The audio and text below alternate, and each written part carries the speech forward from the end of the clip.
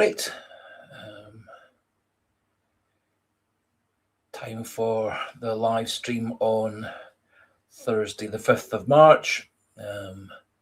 No European games this evening, so things to talk about. Probably the Rangers match last Sunday, the Aberdeen match yesterday evening, and looking ahead to the Rangers match this Sunday, the cup match. Hopefully Celtic have learned a few lessons from last Sunday's game and they can put them into practice, and hopefully we can have start with a good first half and then dominate just as much in the second half and have a nice comfortable win. Good evening to you, Chipper67. Not too bad at all. Hopefully everybody else out in the David67 Celtic world is doing fine this evening.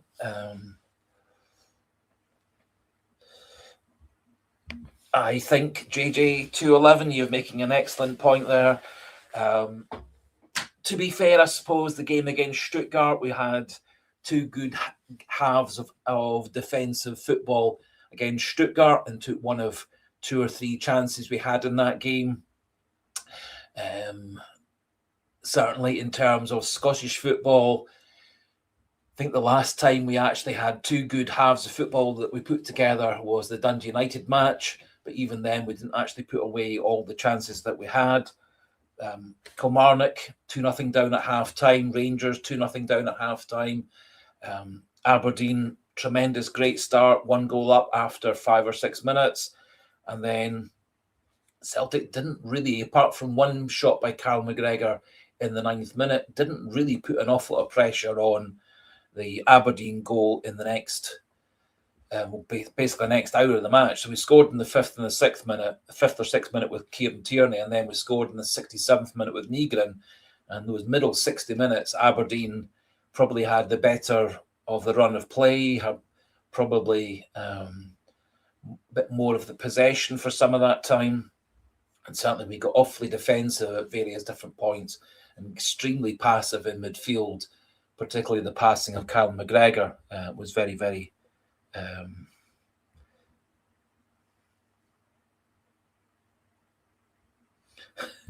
yeah, Gabby boy. I think certainly it is really bemusing how we can play so terribly in the first half against Kilmarnock and then storm back in the second half to win 3-2, and then so play even worse in the first half against Rangers, 2-0 down, could have been 3 or possibly even 4. Didn't really have terribly many chances of any great note in the first half against Rangers, and yet in the second half we had something like 16 shots on the Rangers goal, forced Buckland into several saves, a couple of near misses. We scored with Tierney, we scored the penalty rebound, and it is a real conundrum as to why Celtic can't play two good halves of attacking football. Yes, Rubber Duck 67. I thought I was a wee bit surprised with the O'Neill selections for yesterday's game. I think starting McGregor and Atati is a good idea. Those two are probably going to be the starting partnership on Sunday against Rangers because they actually made such a difference together in the second half. They didn't really dominate the Aberdeen midfield, and given the fact that Kieran Tierney apparently went into the Rangers match with a bit of an injury niggle, it was surprising to see him coming out and being the starter on Wednesday against Aberdeen. Does appear that Tierney is struggling with his foot, having had it stamped on by the Aberdeen centre forward. And so there's a bit of suggestion that Tierney might be an injury doubt for the game on Sunday. My guess is it's probably going to be a couple of days of icing and physiotherapy and so on, and I doubt it's any more than a bit of bruising and abrasions and cuts and stuff. I would be surprised if it keeps him out of the game on Sunday. And of course, Dyson Maida was put on the bench again. There were some suggestions that Maida might have had a bit of an injury niggle as well. But personally, I was quite surprised to see Sirachi wasn't at left back to start with, and I was very, very surprised to see that McCowan was taking on the Negrin role, and as I think it was Rubber Duck was saying earlier on, I think Negrin was a bit of a difference maker. Sorry. Yep, Negrin was a great when he came on. I couldn't agree more. I thought he was a bit of a difference maker. He doesn't do a tremendous amount of things, but he has a nice pass, a nice cross. Also, the fact that he actually creates a lot of space in and around the box. I think he actually dovetailed quite nicely with Dyson Maida. The two of them created space for each other. And on the analysis I saw of the Negrin goal, he actually made 3 very good runs, each time beating the Aberdeen defender, and eventually James Forrest found him in a wee yard of pace, and Negrin did what Negrin is so good at and put the ball away.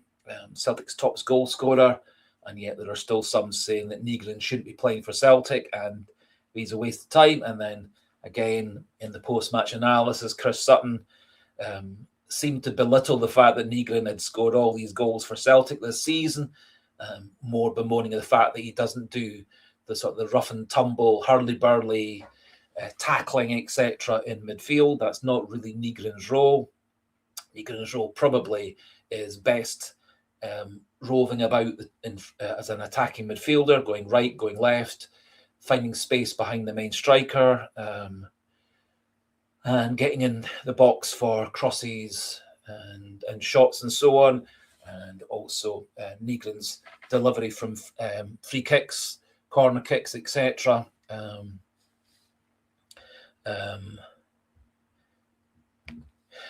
Is way better than anybody else's. And certainly with us not having Arnie Engel's ability from corners, Negrin is the next best option, other than Kieran Tierney, who's also really good at taking corners. However, with the way that Tierney is in terms of picking up scraps in the 6-yard box, as was the case against Rangers on Sunday and against Aberdeen last night, we probably want Tierney in the box. And so I think Celtic do have to start Negrin in every game and accept that he's not going to be the player who makes 100 passes or the player that does 17 tackles and interceptions in midfield. He's a bit of a Matt O'Reilly style of player, a bit of a luxury player, but he's going to score goals for us, and he's going to create goals from us.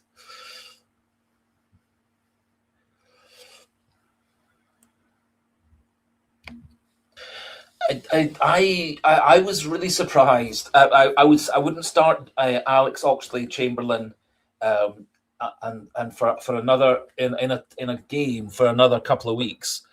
I think probably the best option with Alex Oxlade-Chamberlain was to gradually introduce him coming off the bench for 15 minutes, 20 minutes, half an hour, and continuing that right through to the international break at the end of March. Then obviously he'll have 10 days of training at Celtic Park, whilst half of the squad are away on international duty. And so that does allow Oxlade-Chamberlain to work hand in hand with the fitness coaches, the physios, and the various other Celtic coaches. So I would have Oxlade-Chamberlain on the bench. I would bring on Oxlade-Chamberlain towards the end of games, last 15, 20 minutes or so, often at which point the game's opening up, a bit more space, a bit more time. And I think on Sunday against Rangers at Ibrox in the cup match, my inclination would be to start Hatate and McGregor and Negrin, and around about the 60, 70 minute mark, assess which of those three isn't doing as well as the other, and maybe swap Oxlade-Chamberlain on for Hatate at that point, or other options with Oxlade-Chamberlain. You can play him out wide. You could have an extra midfielder, so have in essence 3 central midfielders, and give up a bit of the width from one of the wide players.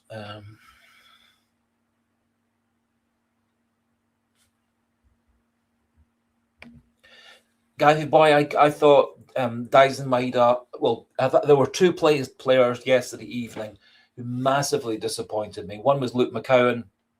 I just don't think he was cut out for the role that O'Neill had given him. I don't think he is that sort of free moving, roving, attacking midfielder.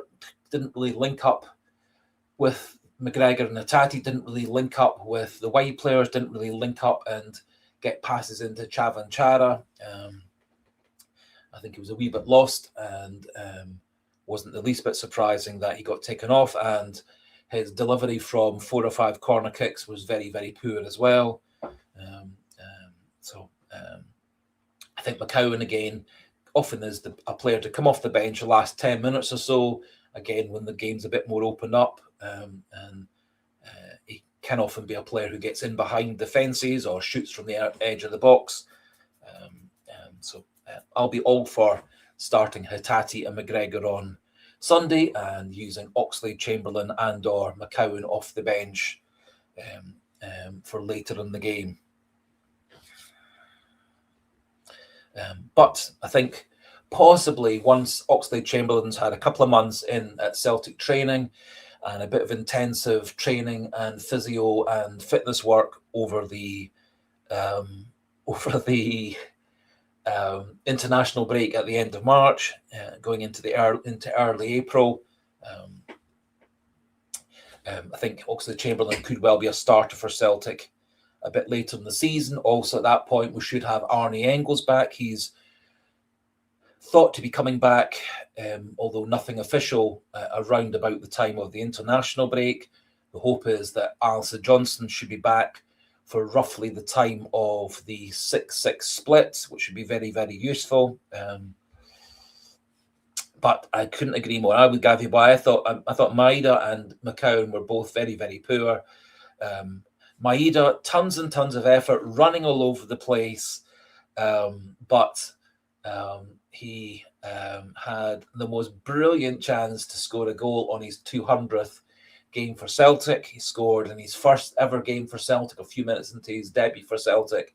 It would have actually been sort of bookend to his career had he scored that goal when the Aberdeen centre-back fell over, but somehow he was actually nearer hitting the corner flag than he was getting the ball into the back of the net. I do agree. It's a wee bit funny. We seem to have somebody speaking in Russian or Cyrillic, or Czech or Slovakian. I don't know. I don't recognise the language, so I can't respond to their comments. I don't honestly know. JJ211.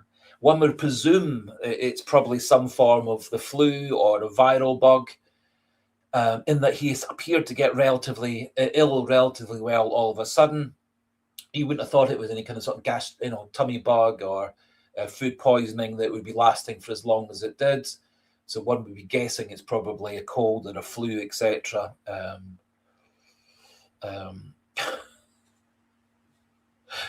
Although Celtic haven't announced anything to the press or to the fans, and I suppose it's perfectly reasonable to keep that secret in terms of Kasper Schmeichel does deserve a bit of privacy and a bit of medical privacy, etc.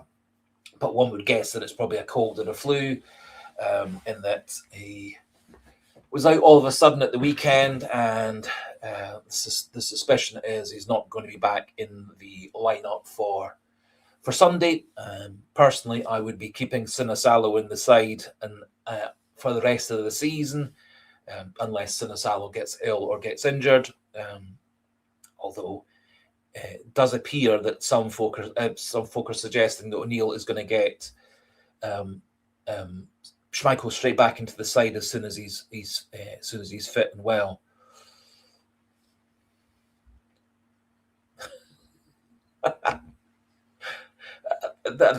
Well, as I did say, I think if it was a food poisoning type of thing or a tummy bug, generally those last 48, 72 hours, so they wouldn't usually persist into a full week of being ill. So it does suggest it's probably a cold or a flu or that kind of thing. But the Sinisalo save in the 46th minute from the Kevin Nisbet header was a really brilliant save. It completely changed the course of the match. I think Celtic might have struggled to get a win out of that game had they gone 2-1 down after 46 minutes. I think that would have given Aberdeen a massive boost in confidence. Celtic did get a wee bit back into the game around about 10 minutes into the second half. We got a wee bit of a foothold in midfield. And I think very much when we brought on Benjamin Nygren, especially, he created a lot more space, a lot more dynamism in and around the Aberdeen box, made some nice runs, some nice passes, linked up well with the wide players, a bit more of a link up also with Hatate and McGregor. I think largely the introduction of Nygren was a big factor in Celtic getting that win last night. James Forrest didn't think he had actually contributed terribly much, but his pass into Nygren was a brilliant pass across the 6-yard box. Couldn't have been a more perfect pass, more perfect cross. And so big plus marks for both Nygren and for Forrest. And I think Nygren was one of the difference makers last night. Also, I was personally very impressed with, Sligo Boy. It was an ugly win. 3 points is 3 points, which is what I said in my video this morning, basically. So it was a mediocre performance, a pretty poor performance. But a win's a win. It's 3 points. We're ahead of Rangers into second place. We're 5 points behind Aberdeen. 5 points behind Hearts. 5 points behind Hearts in 5 points behind Hearts in the league. We've obviously got 4 more games to the split. We've then got 5 games after that. 5 games after that, Celtic will have, in theory, home games against Rangers and against Hearts. That would equalise things over the whole season. And before we do get to the split, we will have a game against Motherwell in a couple of Saturdays' time.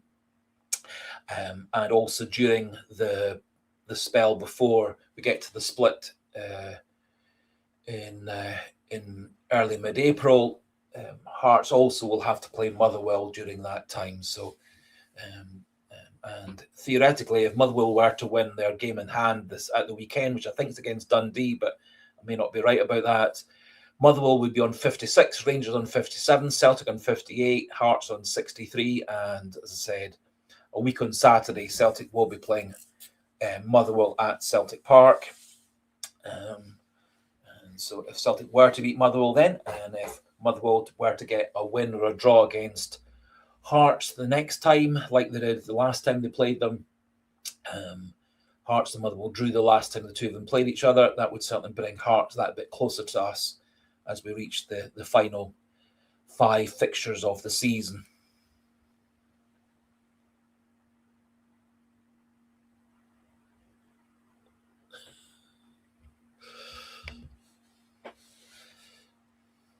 Rightio, Chipper67. So your theory for Sunday is Sinisalo, Arojo, Arthur, Trusty, Sirachi, Callum McGregor, Rio Hatate, Nygren, Chinecki, Iheanacho, and James Forrest. I would be surprised if Iheanacho is going to be fit for that. He doesn't seem to, in that he was in the matchday squads for the 2 Stuttgart games and then kind of disappeared in between times. Ended up in Manchester on training as well.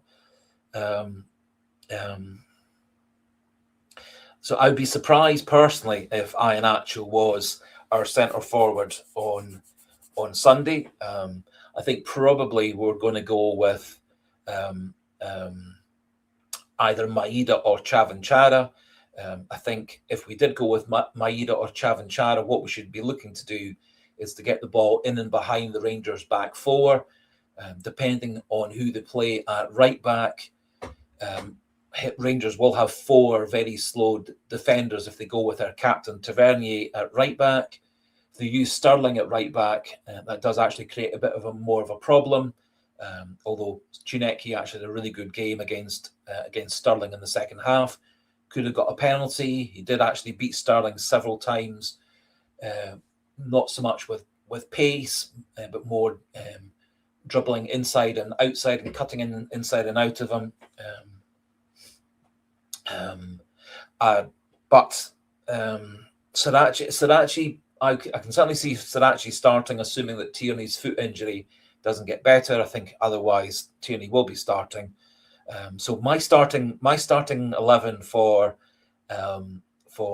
Sunday would be very similar to that. I would go Sinisalo, Arojo, Arthur and Trusty, leaving Scales on the bench, Sirachi or Tierney depending on Tierney's fitness, McGregor, Hatate, Negrin midfield. I probably would go with Maeda on one side, Czunecki on the other, and Chavanchara through the middle. I'm not convinced James Forrest has got the energy, the ability, the stamina, the endurance to play a full 90 minutes of a Rangers Celtic game. Again, I think Forrest's best efforts are 15-20 minutes at the end of the game. And I think players like Forrest and maybe McCowan, Alex Oxlade-Chamberlain all might do better coming on late in the game. I think given Maeda was Celtic star play last year, he's going to be almost certainly, if he's fit, a starter against Rangers. And I would like to see him playing out wide on the right or out wide on the left, with Chavanchara in the middle. But I would hope we could actually start to get the ball in behind the Rangers defence. I think in the first half we hit too many hopeful balls up to Adamu, who just didn't hold on to it. In the second half, we had a lot more space in front of the Rangers defence because we pushed them further and further back because Hatate's passing was so good. And McGregor, got linked up with the wide players. And Czunecki also got an awful lot of purchase down the left wing, which Maeda had been failed to do in the first half.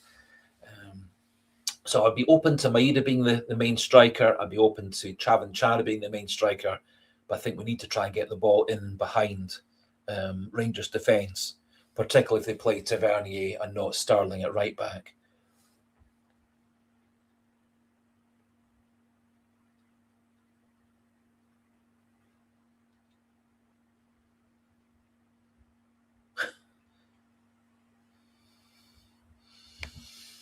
Yes, I very much agree with you there, JJ211.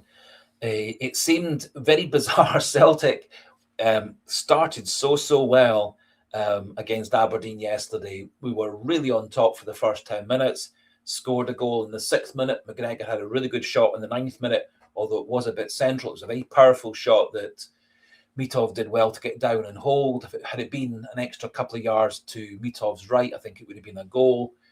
Then we seemed to let Aberdeen back into the game. We got rather defensive. Rather stupid challenge by Liam Scales in the box, gave away a penalty. I think certainly the centre forward made the most of the contact from.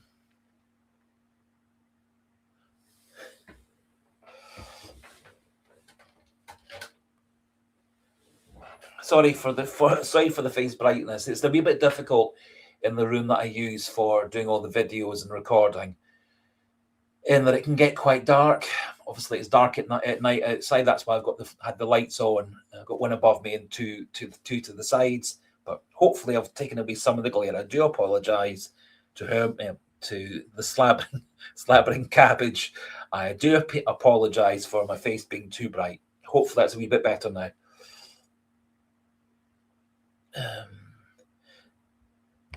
And hello to you, Lauren, as well. Great to have you on.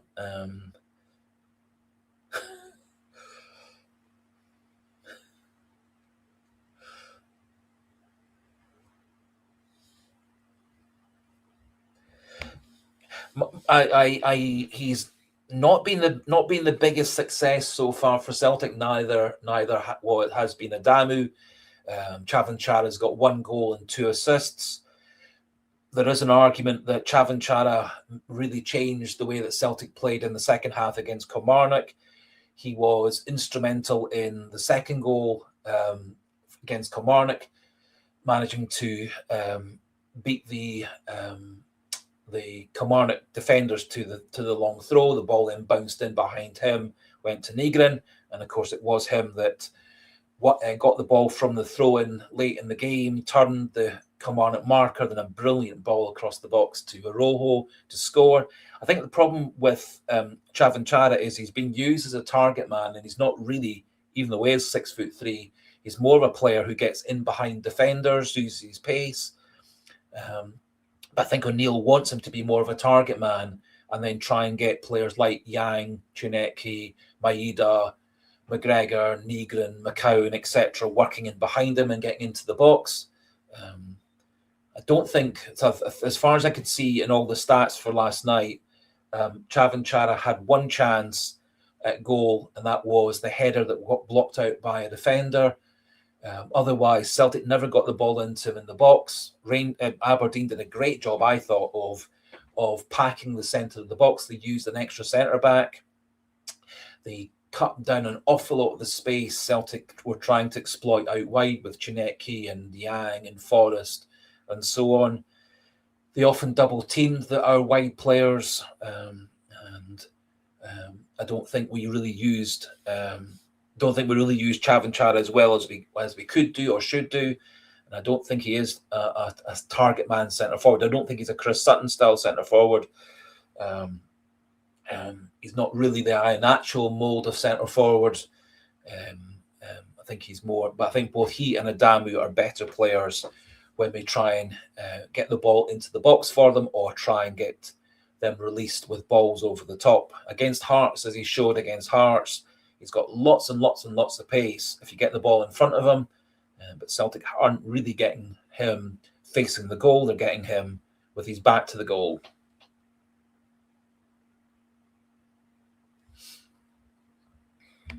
Yes, Lord. I thought Aberdeen worked out really well how Celtic were going to play, and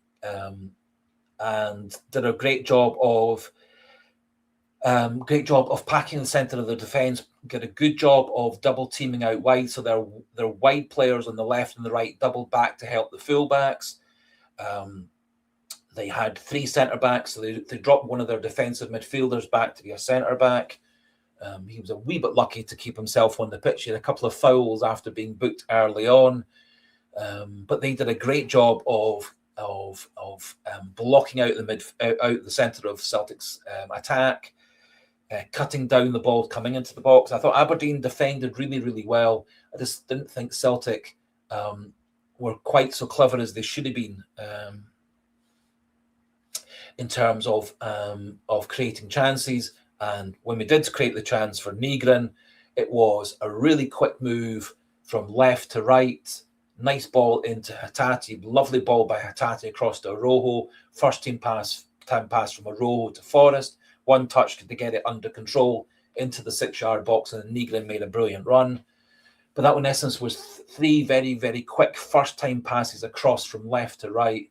And Celtic were so often approaching the final third, and it was all dithering and 5 passes, or, as Lauren was saying, an awful lot of shots being blocked by the Aberdeen defence. I thought they were very, very, very well organised. As Lauren was saying, someone was asking about Kieran Tierney's foot. The initial impression with Kieran Tierney, it was he had his foot stamped on, and it's been more just bruising and stuff. I don't think they're expecting it to be a fracture or anything more nasty than that. And so I think with him having Thursday, Friday, Saturday to recover, if it is just bruising and a bit of swelling, it should all settle down with physio and icing and massage and all that kind of thing over the next few days. But as Lauren was saying, the plan was apparently on Thursday, i.e. today, he was to go for further tests.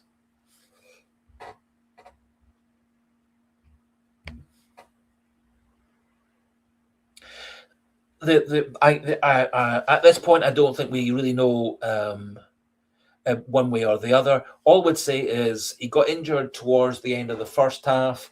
He then played about 20 more minutes into the second half. So that also does suggest that it's a bit of bruising and so on, all kind of stiffening up and a bit of swelling developing rather than being a broken foot. My suspicion, if it had been a broken foot, he would have gone off there and then. Late in the first half, he wouldn't have been brought back out for the start of the second half, and he wouldn't have played 15, 20 minutes of the second half. So my expectation is that he's going to be just bruising and swelling, etc. Good evening to you, Clashman Numpty. Nice to have you join us. In terms of who I personally would play up front is Chavin Chara, and I would, as I said, was saying a wee bit earlier on in the live stream, I would use him properly, i.e., try and get the ball into the box for him to use his height and try and get the ball over the back of Suter and Fernandes, who haven't got an awful lot of turn of pace to recover. That's why Kyogo's a much smaller striker, but Kyogo spent an awful lot of time hanging about on the last shoulder of the last centre back. Often it was Goldson, and then would beat them in behind with pace. I think Chavin Chara's got a good run of pace. He's also got good aerial ability, and I don't think Celtic are using him properly. He's too often having to have his back to goal. I think he works best, like Kyogo did, facing goal and getting a run at goal. I would play Nygren in a sort of second striker, attacking midfielder role. He has played as one of two strikers for Sweden. He's played as the second striker often for Sweden as well. He's scored some goals for Sweden.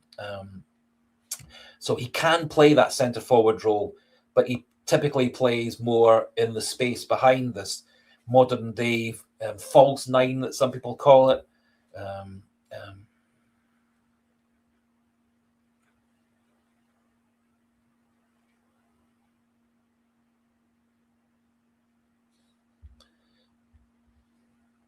Well, with all respect, Chavin Chara does run. We saw him in the game against Hearts. He took the ball at halftime, at halfway line. He drove at the Hearts defence. He beat two Hearts players for pace who had a start on him, and he crossed the ball into Yang at the back post for Yang to score Celtic's goal that day. So Chavin Chara, when he's facing goal, has a lot of pace. If we ever watch any of his games, particularly in football before he moved to German football when he was playing in Czechia, he's got a lot of pace.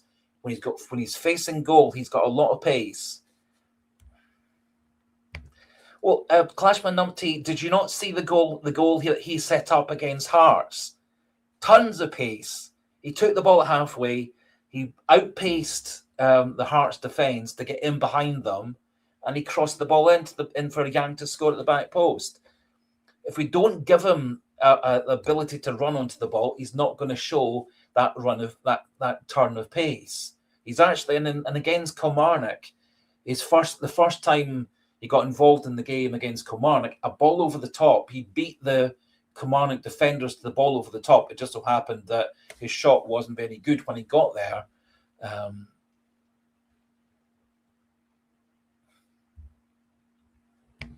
I don't think you're remembering the Yang goal against Hearts properly. He took the ball, quick 1-2 with Dyson Maida, took the ball around about the halfway line, drove all the way to the byline and crossed it in. It wasn't a few yards. It was about 2/3 of the Hearts half. He ran and beat the Hearts players for defence. Anyway, we'll just have to disagree about that.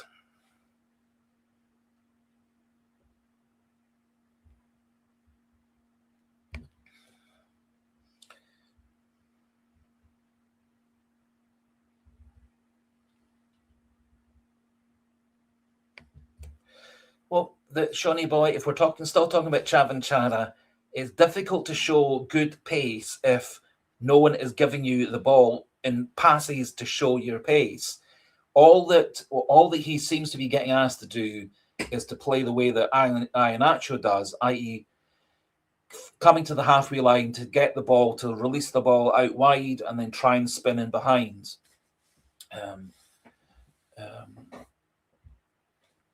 I don't think they're using Chavan Chara to the best of his ability. That's not the way he was used in football when he was playing at home in Czechia. He was allowed to run at defences. He was allowed to get into the box, to receive crosses, to score by foot or by head. I don't think Celtic are using him properly. Did score a goal against Falkirk as well with a header. Yes. JJ 22-11, our standard of delivery into the box, generally from Maeda, Chinecki, Yang, and Forrest mostly, has been rather poor. Kieran Tierney's delivered several nice balls into the box. So has Benjamin Negrin. Yesterday, James Forrest delivered a lovely ball into the box. It was a can't remember who it was. I think it was Tierney delivered the box in for Tierney delivered the cross in for Chavan Chara's header, the one that got knocked away for a corner.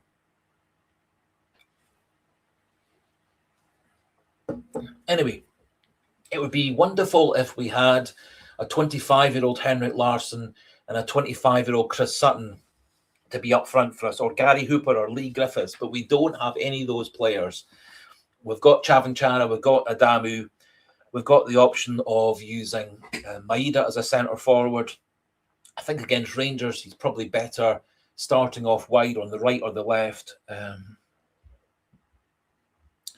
and then moving him into the centre. I think that's perfectly fine. And I genuinely think if we used Chavan Chara to his best of abilities, the way that we used Adam Idah to score 9 goals in his loan season and 20 goals in his second season for Celtic,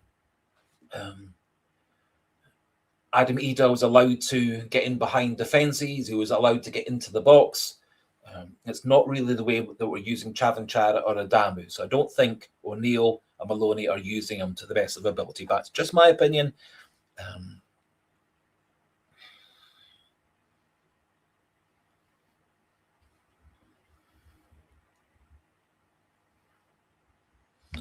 Yes, well, certainly.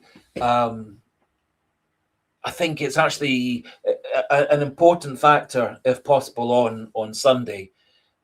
Would be a nice partisan, noisy Celtic support cheering on the players. I think actually the Ibrox went very, very noisy when they got themselves 2 goals up. Happily, Celtic came back in the second half. The crowd went very, very quiet. And I think a lot of the Rangers players kind of went into their shell in the second half. I think the crowd stopped supporting them. The crowd got very, very nervous. So I do think that if there's a nice, noisy Celtic contingent, and I think as Lord is suggesting that it's one whole stand, and I do think the first time that Celtic got fans in good numbers back at Rangers, the Celtic fans made a real difference with the amount of noise and cheering and banners and songs and stuff that they did that time. It appeared a wee bit quieter, particularly in the first half last Sunday, but the fans very much got behind Celtic as they got themselves back into the game. So hopefully that's the same, but double or treble on this Sunday, and it could be a big factor.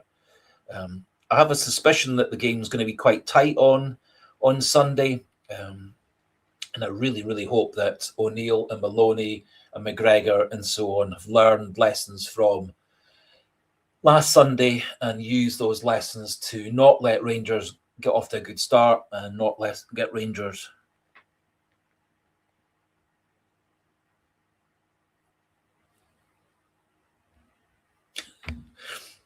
Thank you, Clashman Numpty. That's my rough memory of it. It was a quick 1-2 with Dazman, and then he outpaced them. He gave the Hearts players a start, and got the cross in. I thought he showed a lot of ability, and it's one of the few times we've actually seen Chavanchara having the passes and the link ups to allow him to drive at defences. It's what he's the best at, is driving at defences, getting the ball out wide sometimes.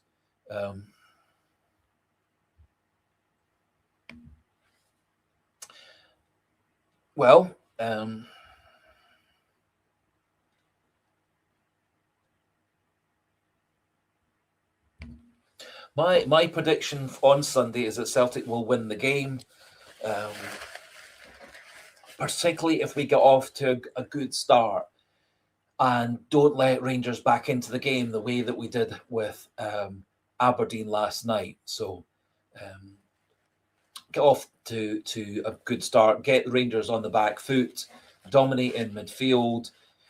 If we get a bit of traction in midfield from Hatate and McGregor, assuming that's our starting two, we can then get players like Tierney or Sirachi, depending who plays at left back, and Arojo at right back, pushing further forward. We then push the Rangers right back, the Rangers left back, further and further back. We then get Mikey Moore and whoever they play on the right wing pushed further and further back. And then that allows us to move our back four further and further up the pitch and then pen them into the Rangers half, which is what we did for large spells of the last 40 minutes of the game against Rangers last Sunday, is that we pushed Moore and the other wide players further and further back, pushed their left back. I think their left back is a very good attacking left back, but I think he's a pretty poor defensive left back.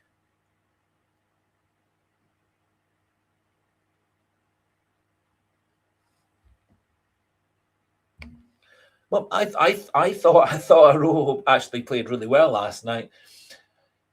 The Rangers, Aberdeen didn't have as much joy down the left-hand side until we took him off for the last 10 minutes or so.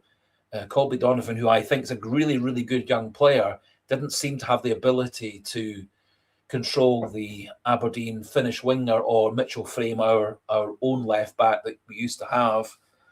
They got quite a lot of traction down the left wing after Rojo was taken off. Rojo had a lovely pass to set up Forrest, to set up Nygren. I think Rojo is a really good player for Celtic.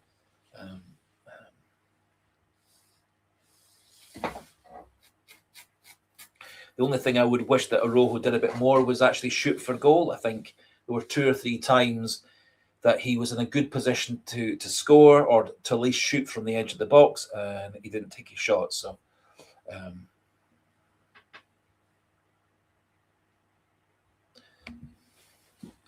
I really, really hope that Celtic get 2 goals up in the first 10, 15 minutes and then can coast the rest of the game.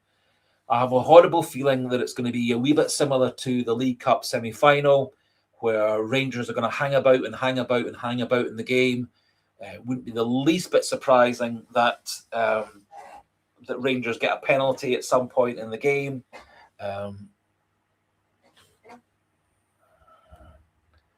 If Celtic play the way that they played in the second half against Rangers, push Rangers back so that their wide players, particularly Mikey Moore, went a threat to in our defensive zones. Chermiti scored 2 very good goals on last Sunday, but he was pretty much a non-entity. Once, particularly when they took Nadieri, their other centre forward, off, Chermiti was extremely easy for Scales and Murray and so on to handle after that. So I think I would be surprised I would be surprised personally if it's an easy game for Celtic. Rangers are at home. I think they'll have a lot to prove from last Sunday. They dominated us in the first half. They could have scored an extra goal or 2 in the first half.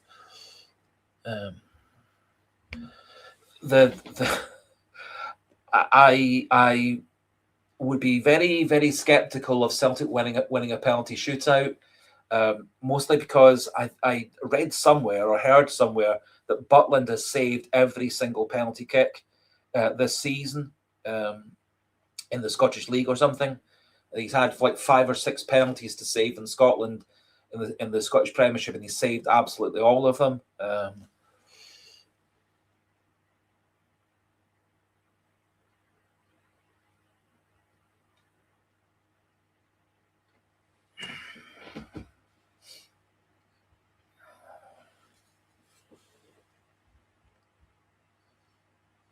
So I would really, really hate if it went to penalties. I do think Celtic actually probably have enough to win the game, particularly if they do get off to a good start. Don't let Rangers into the game early on like we did last Sunday. It was remarkable that we came back from 2-0 down to have such a good last 40 minutes. We could easily have won the game, not just draw the game in the end.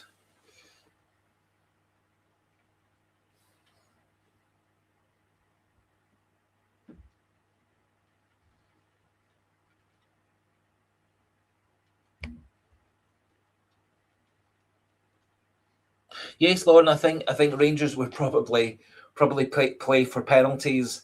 If it did get into extra time, I think they also would then have the option of bringing on their captain Tavernier to maybe score a free kick or certainly be available for penalties in penalty shootout or penalties in extra time.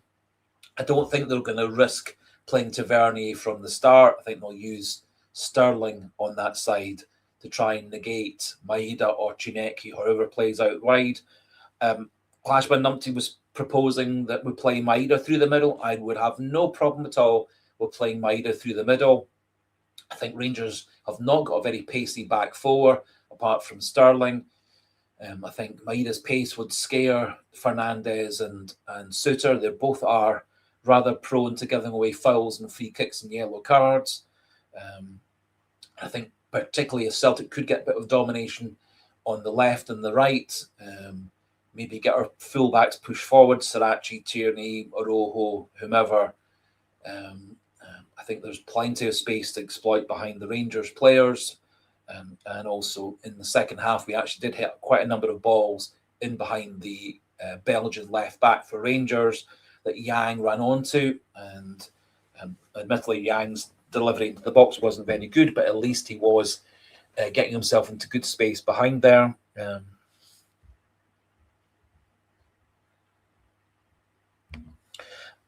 If it was James Forrest from 5 years ago, yes, but I don't think Forrest has got the ability to play 90 minutes.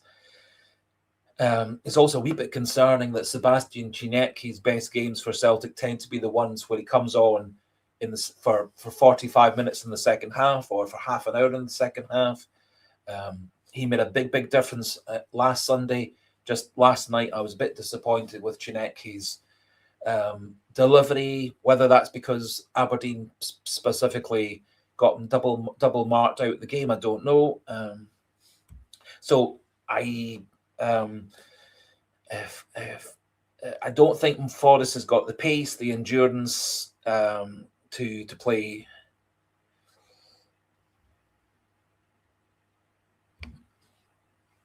Well, Forrest has started a few games for us this season. Hasn't really delivered. Where he has been best is coming on for 15-20 minutes at the end of the 90 minutes, as was the case last night. He came on for about 25 minutes at the end of the game.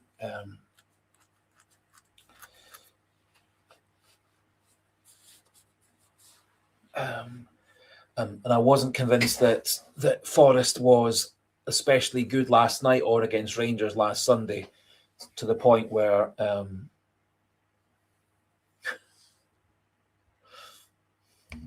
it would be a very good fitting possible end to his Celtic career. To the best of my knowledge, his Celtic contract's up at the end of the season. Not been any mentions of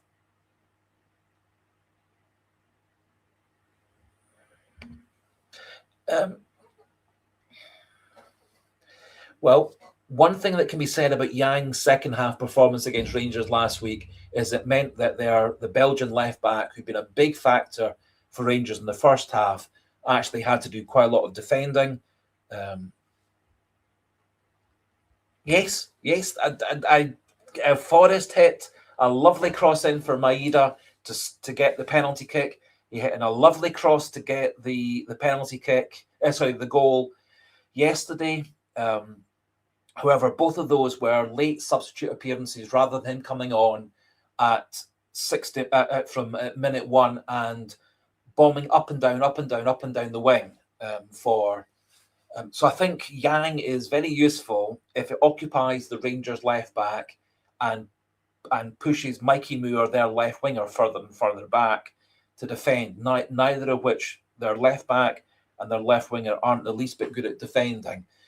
Both of them are much better at attacking. So Yang can push them further and further back, get them tired out with defending. That then allows Forrest to come on for 20 minutes at the end to deliver a few good crosses, a few good passes. And you're entirely right, Clashman Numpty, it was Forrest's cross that got the penalty, and it was Forrest's cross that got the goal for Nygren to win the match last night.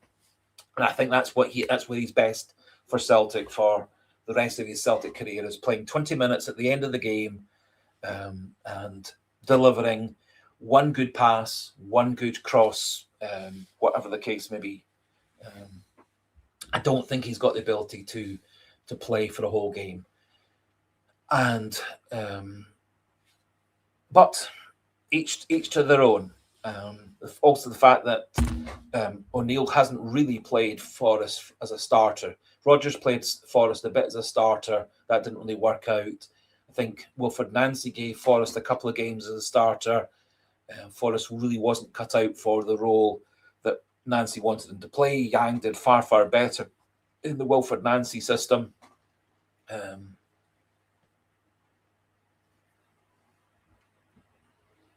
Yes, Maeda made a good run to create space for Nygren. I did say a wee bit earlier on that I thought the two of them dovetailed well together when they were both playing as the main striker and the second striker last night.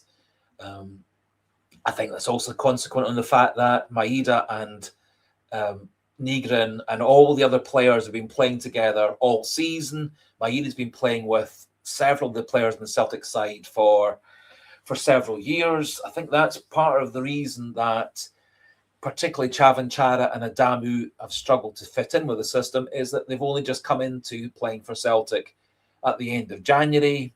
They've come from different teams, different systems. Chavan Chara and Adamu asked to play in a different fashion than the way they had been playing with their previous clubs. So I think Chavan Chara and Adamu have had a lot of things to try and take on board. Celtic's players haven't quite worked out how best to deliver balls for Chavan Chara and Adamu to score. However, they both have contributed. Adamu scored the goal that equalised against Dundee that kept us in the cup. If it wasn't for Adamu, we wouldn't be playing on Sunday against Rangers. So, yeah. No, totally agree. Kieran Tierney, I think Kieran Tierney has been a good player for Celtic. I think he's got better and better as his fitness has improved. Apparently on Sunday against Rangers, he had a bit of a niggly injury. Yes, quite right, Clashman Umpty. I think also his ability to get back and help in defence and help in midfield is also really important. It's not really something that James Forrest can do. And again, James Forrest probably doesn't have the endurance, the pace, etc., to track back from playing right wing all the way back to help in defence, the way that Maeda does so well up and down his left wing.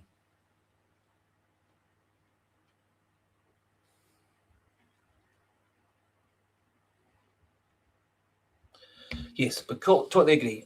Kieran Tierney has been a really, really important player for Celtic. Really hope that he's fit enough to start the game on Sunday against Rangers at Ibrox. He's obviously played at Ibrox a lot more than most of the players in the team. I think he's a good leader, not the most noisy vocal leader, but he certainly gets himself fired up for Rangers Celtic matches. He's scored in his last two games, and he does actually have one of the best deliveries, crosses of all the Celtic players, and also capable of good, powerful shots.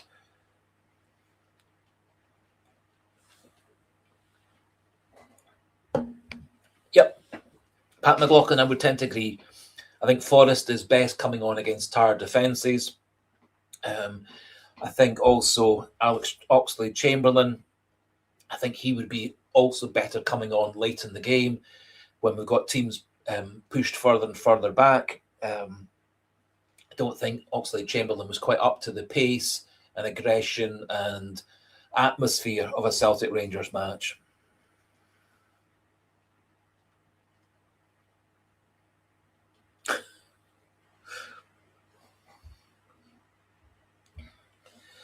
Chipper 67, you raise a good point. Actually, it was disappointing for me yesterday that we didn't really seem to change the way that we played to counteract the way that Aberdeen were playing. We obviously weren't getting an awful lot of, for the first 60 minutes or so, we weren't getting an awful lot of joy out of right wing or left wing, but we kept on trying to play to go up the wings and didn't really get the ball moving fast through the midfield. A bit disappointed with a lot of Callum McGregor's passes. His accuracy of passing is very, very, very good, but that's mostly because so many of his passes are just 5-10 yards to Hatate or Tierney or the fullback. It's no real defence breaking passes like he used to be able to do.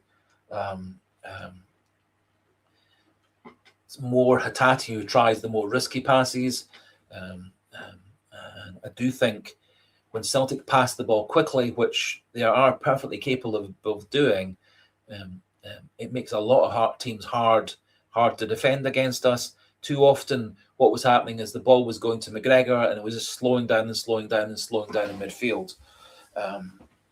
Partly because I don't think people were making good runs for him, partly because, as Lauren was saying a wee bit earlier on, I thought Aberdeen organised their midfield and defence very, very well. And they also play with an awful lot of energy. So they were getting forward in numbers, defending in numbers. And there were several spells that we kind of let them dominate the game.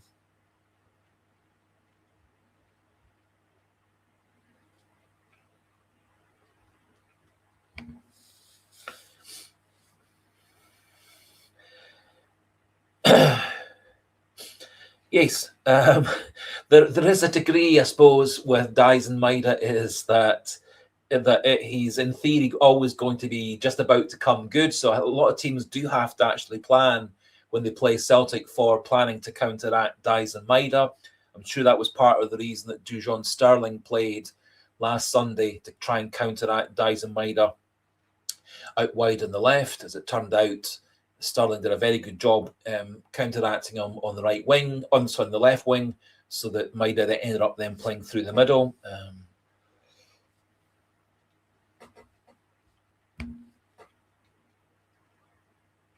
Yes. Benjamin Negrin is our top goal scorer. I think he's also our top assist maker as well.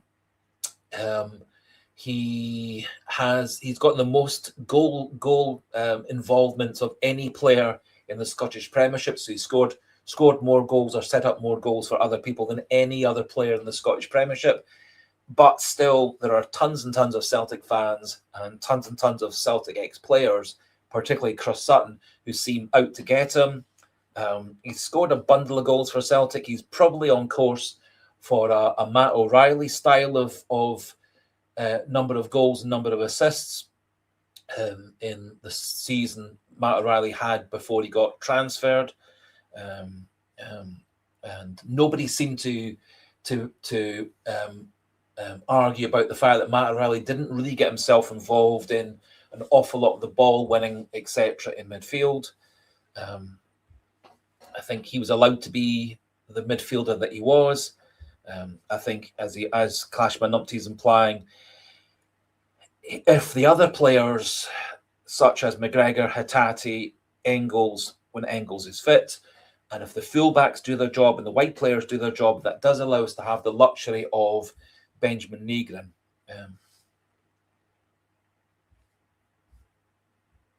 who doesn't get involved in absolutely everything, but he scores goals. He won the game for us last night, in effect. He won the game against Falkirk. He won the game against Livingston early in the season. He got the equaliser against Motherwell in the game that ended up 3-2 at Celtic Park. He scored an absolute pile of goals for Celtic that have been very, very important. Goals to get us points, goals to get us wins. Scored for us in Europe against Sturm Graz and against Rotterdam, against Feyenoord Rotterdam.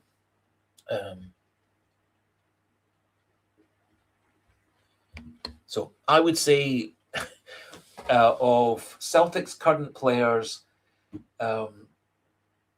he has to be right up there, I would have thought, with Kieran Tierney as being the two favourites for player of the season as things stand.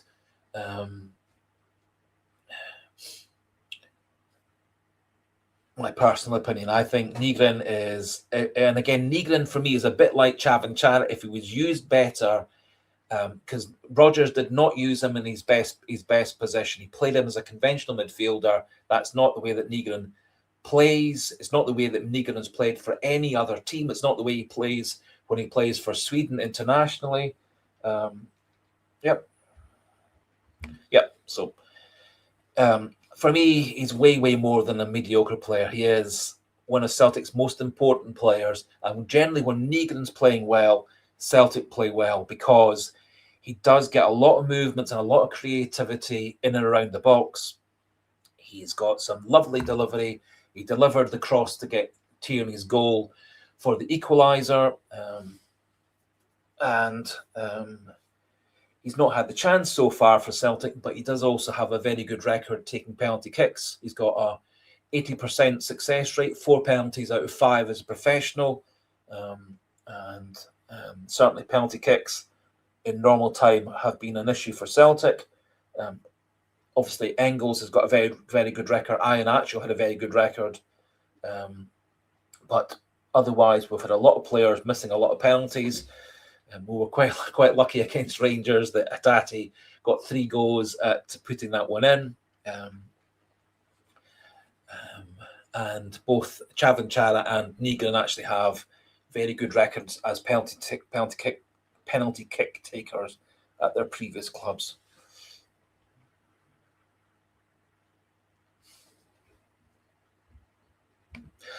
Yes, JG211. I think there is a bit. I think personally there is a bit of the players playing Martin O'Neill's system rather than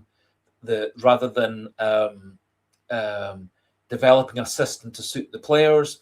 I think it's probably a lot simpler to get the players to play your system, especially because your system isn't so different from the system that all the players who were signed in June, July, August, or were at the club already at that point under Brendan Rodgers.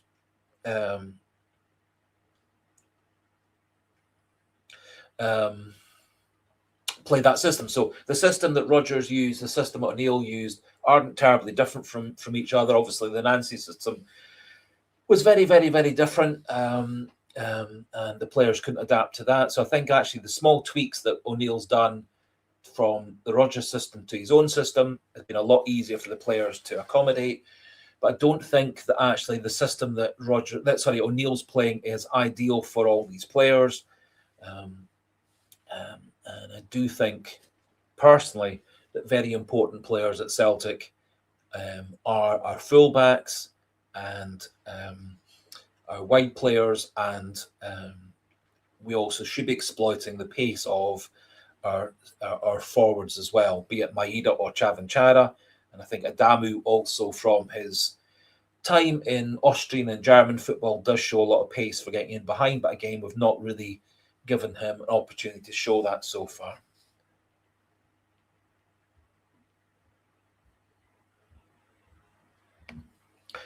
I'm not massively sure, JG211. Especially because I'm not convinced that system, the system of using Chavanchara as a target man, would work terribly well against that particular Rangers side or the Hearts side, who are the two teams we're really going to have to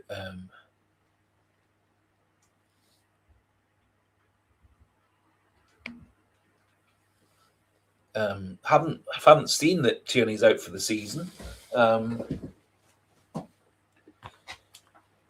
be interesting to see where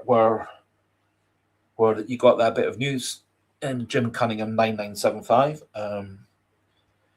The last we heard was that he was going for assessment, but I'll have a wee look up to see whether there's been any confirmation of Tierney being out for the season.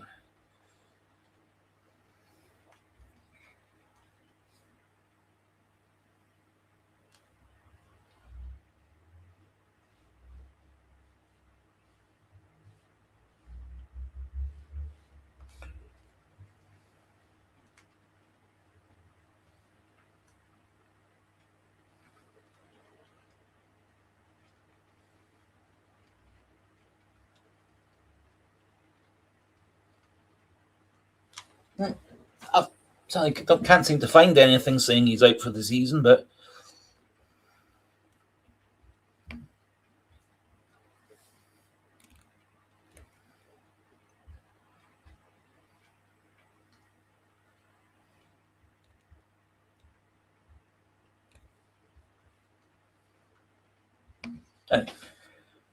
so Jim Cunningham says that Tierney's out for the season. I haven't actually seen anything, can't find anything on any of the Celtic news sites, but maybe that's true.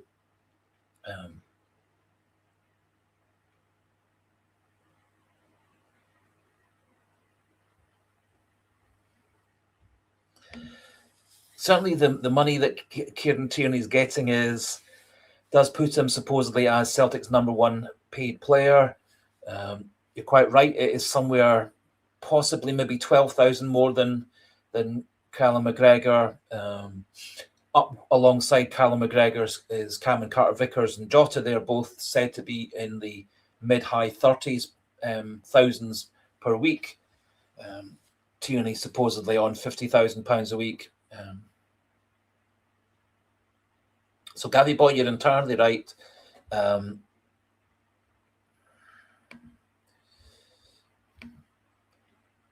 I completely agree that footballers' wages are pretty much ridiculous.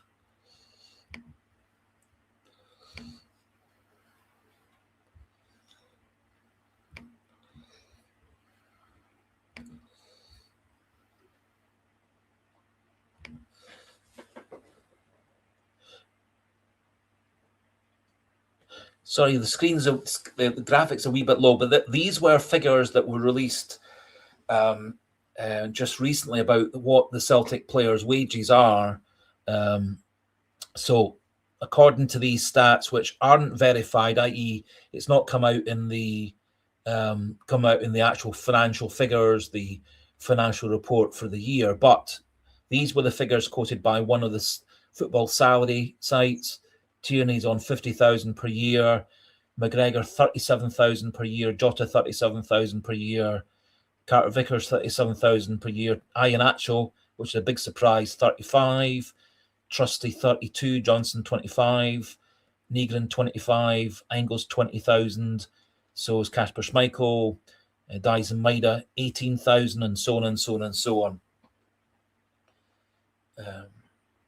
Now, all I would say with those stats is on different sites they got different figures, and the site that put up these numbers didn't say how they got hold of these numbers, because in essence, as I said, one doesn't know what the players are on until you get the financial figures for last year, which then are released this year.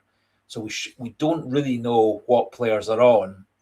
The only real way of knowing would be if someone within Celtic's finance team or Celtic's human resources team leaked these financial figures, which actually is really quite a dodgy thing to do, because it breaks quite a number of rules with Celtic being a club quoted on the stock exchange, etc. For these sorts of things to be made known. However, these are the figures quoted by that particular football transfer wages salary site, and certainly, according to official figures, Celtic's wage budget is considerably more than any other team in Scotland. Up until a couple of years ago, Rangers were the biggest, had the biggest wage bill in Scotland, but the last couple of years, Celtic has taken over as the number one for wages in Scotland.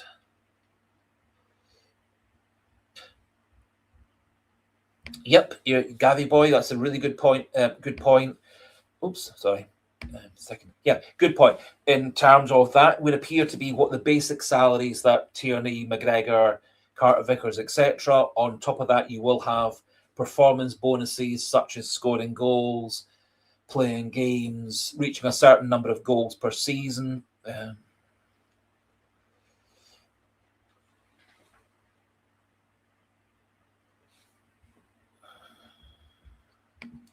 I think the reason that Negrin, if we're talking about Negrin, getting £25,000 a week, is part of the reason that we got him for 1.6 million is the fact that he was a lot cheaper than he would be because he was into the last year of his contract.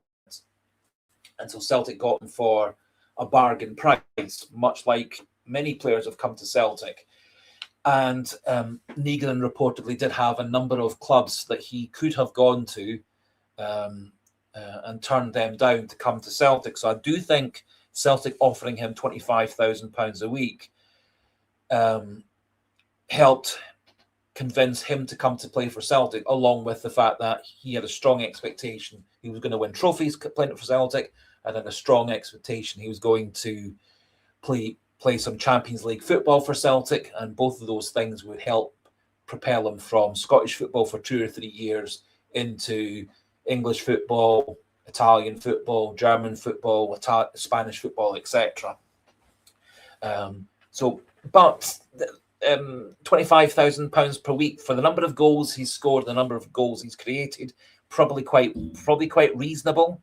It's the fact that Iheanacho, according to those figures, was getting paid £35,000 a week.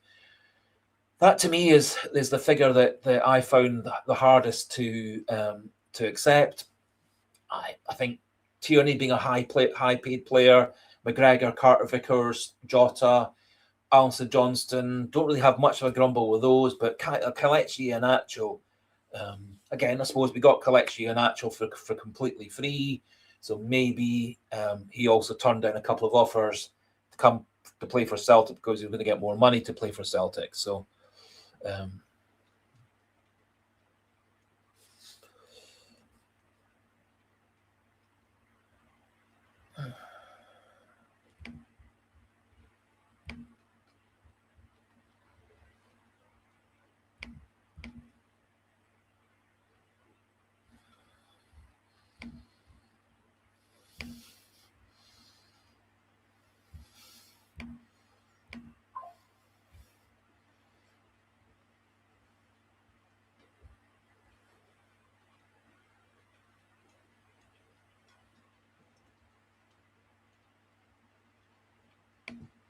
I Lauren 6340. I was very skeptical when I saw those numbers that's what Iheanacho was on, and also there's a lot of there are different amounts that Dyson Maida is on reportedly at Celtic. Some sites were quoting him up to £40,000 a week. A lot of them have him around about 18 to 20, which was what it was in that one. As I say, we don't know anybody's actual weekly salary, monthly salary, etc., until we see the financial figures for the season, which won't come out until next April. Yes. So Gavi boy. So these reportedly, this reportedly is Celtic's wage budget for this year, for season 25-26. We are at £28 million a year. Rangers are 23. Then we dropped to Aberdeen at 6.4. Hibs at 5.53. Hearts on at 5.5. Last season, Celtic were the top wage budget last year, 26.38 million. So we've added a couple of million per year to our wage budget this last season to this season. Rangers have dropped their wage budget by 2 million. Hibs, Aberdeen, Hearts are all much the same or just a wee bit less than before. So Celtic certainly are paying their players more than any other players in Scotland. As I said, up until 23-24, Rangers were actually paying their players more than Celtic were paying their players. So in the last 2 years, Celtic certainly have been rewarding their players with bigger and bigger wages, particularly rewarding the players like McGregor, Carter Vickers, Johnston, with bigger and bigger wages. Maeda, Hatate to keep them at the club. We gave big money to Kuhn. We gave big money to O'Reilly to convince them to stay at the club a bit longer. So Celtic certainly have been investing a lot in a lot of money in their wage budget, and that's part of the reason that Celtic do tend to need to have Champions League football every year, and it's part of the reason that the Celtic financial people, the executive, etc., are keen to keep some money for a rainy day, just in case Celtic don't qualify for the Champions League, as was the case this year. It's a wee bit of a vicious circle in that the more you spend, the more you're more likely are to get into the Champions League. Although obviously there's a heck of a lot of big clubs that spend an absolute fortune who don't get themselves into the Champions League. Someone was citing Tottenham Hotspur. Obviously, Tottenham Hotspur are in the Champions League this year because they won the Europa League last year. However, they were one or two spots above relegation last season under Ange Postecoglou. They're 1 or 2 spots above relegation in the English Premier League this season. There looks like there's quite a bunch of players down at the bottom. So there's 2 teams, Burnley and Wolves, are way adrift from everybody else. But then there's a clump of teams like West Ham, Crystal Palace, Spurs, Nottingham Forest, etc., who are all right down there.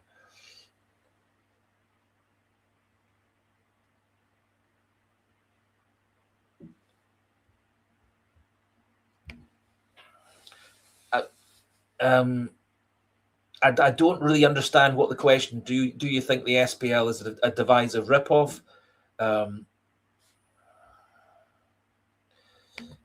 The figures, some of the figures that I quoted just a wee minute or two ago are confirmed in that they were in Celtic's financial figures and have come out. The ones which are citing what Celtic are paying this year and the wage breakdown for this year are not fully confirmed. And the people that put those out didn't say where they got those from, because with all the financial figures, you know what the financial figures are, not for this year, but for last year, because of Celtic have to release their accounts like all teams who are quoted on the stock exchange, etc. So coming back to your question, I'm not quite sure what the SPL is a divisive ripoff. I'm not quite sure what the question means. I think in terms of moving Scottish football forward, probably having Celtic, Rangers, Celtic, Rangers, Hearts, and Motherwell all technically with a proper chance of winning the title with 3 months to go. So we've got March, April, and May. We've got 9 games left in the season. We've got 4 games before the splits and then 5 games in the split. So to have 4 teams going for the title is very, very new in Scottish football. It's a long time since anybody other than Celtic or Rangers was really challenging for the title. Go right back to basically the days of Alex Ferguson's Aberdeen, Jim McLean's Dundee United. Celtic actually were often in 3rd and 4th place in those years. And if we think back to those years, you had Aberdeen winning the Cup Winners' Cup final. You had Dundee United going all the way to the UEFA Cup final that year. So possibly, if we want to make Scottish football better and better, having Hearts up there, Motherwell up there is good for Scottish football. If that then drags a team like maybe Hibs or Aberdeen, who both of whom could attract quite a lot of money. Indeed, there are rumours that Hibs have got a billionaire investor lined up. That brought them further and further up in terms of quality of players coming to play in our league. I think part of the problem is the general quality of players playing in Scotland has kind of gone down in the last 5 years. Yes, so Scott Dougal's 6258. 4 teams going for the title for Scottish football is good. Possibly having 4 teams going for the title might encourage Sky Sports Football to give us an extra £50 million. It might encourage some better TV contracts for Scottish football. We're way down in terms of TV contracts. The contract for women's football in Major League Soccer in America is a bigger TV contract than the contracts that we get in Scottish football. So Scottish football gets something. We're round about the same level as the South African Football League. We're way down in terms of TV money compared to all other European countries and most other top football countries. And so maybe I'm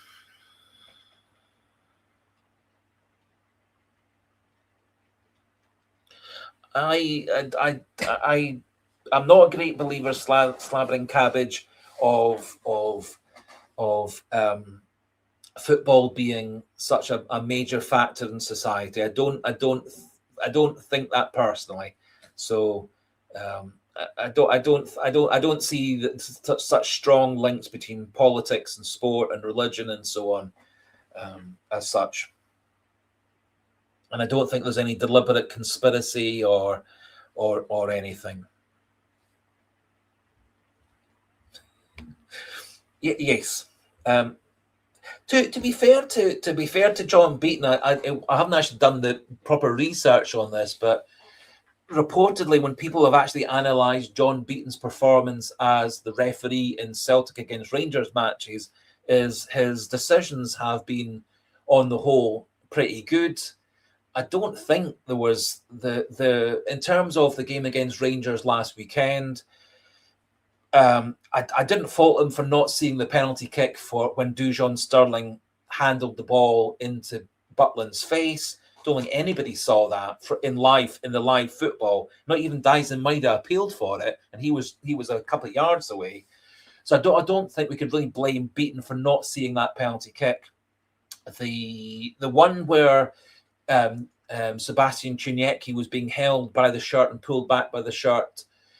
That one, the more I watch it, the more I was convinced that should have been given as a penalty kick. But I don't think actually a few of the fouls that went to Rangers were maybe a bit soft. Maybe a few of the fouls that Celtic didn't get were deserved fouls for Celtic. But I didn't think Beaton's performance on Sunday was bad. I didn't fault him for not seeing the penalty, because I didn't see the penalty first time around. But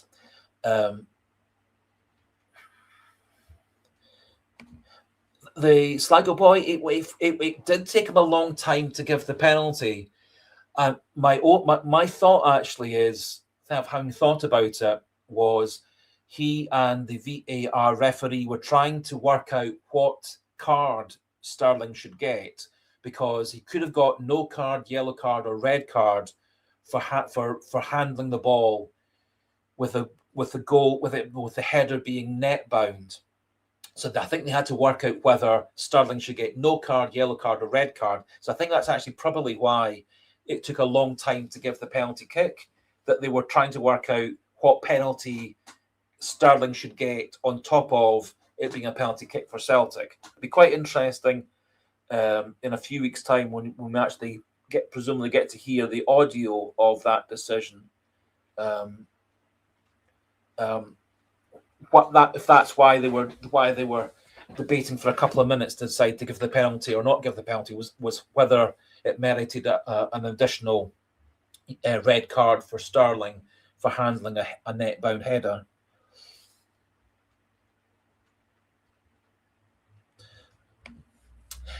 As I said, Casper Numpty, I think Suter got the benefit of the doubt. He was booked late in the game. He did get away with quite a lot of pushing and shoving, etc., more so than the Celtic players. But that tends often to be the case for the home team compared to the away team.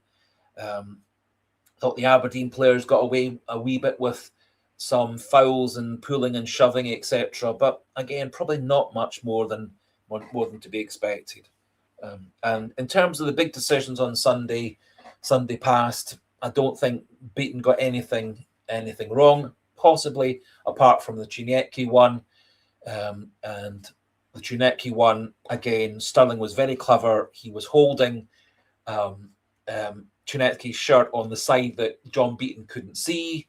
VAR probably should have highlighted that for Beaton to go and look at.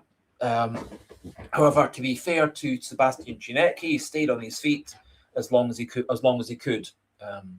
And I personally like players who stay on their feet and keep on trying to play. I hate players diving. Now, Liam Scales did catch that player last night, but I thought he made an absolute meal of it. And to be fair to the Aberdeen player who's on loan from Rangers, Lyle Cameron, he could easily have gone down in the 90th minute when Rio Hatate almost caught him. I had a strong suspicion that would have been a penalty kick had Hatate made contact with Cameron, or had Cameron made it look like Hatate had made contact with him. So I liked the fact that Cameron tried to stay on his feet. And I liked that Chunetke tried to stay on his feet and not go down and buy a penalty kick. I like players to be honest. I don't like players being dishonest.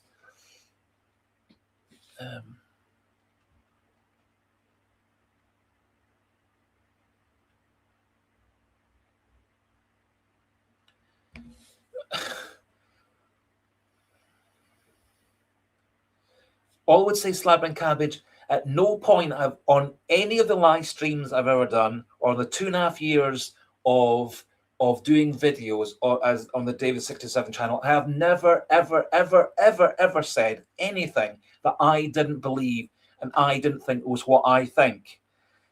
It's one of the things I hope people actually quite like is I do not tend to toe the party line and go the same way that all Celtic fans have said or about various different things. I try and always just say what I think. And that's what I think. Maybe I'm shielded. Maybe because of where I live in Scotland, it's different from living in Scotland and on Ireland, etc. All these things are true. But Slab and Cabbage, I can say with 100% honesty, I have never said anything on this channel other than what I think is truly what I think. I don't just say things because to be popular. If I was saying things to be popular, I wouldn't have a channel that's got 1,600 subscribers. I am absolutely delighted to have 1,600 subscribers. I am absolutely delighted there are so many people who keep on coming on this channel to do the live streams. But all I would ever say is I just say what I say and what I think.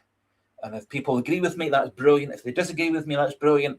If we have a nice, pleasant, polite, respectful chat, that's also brilliant. But I can say that with 100% certainty and honesty, I don't ever say anything I don't believe, and nor do I believe I'm blinkered. I just maybe have a different opinion from other people.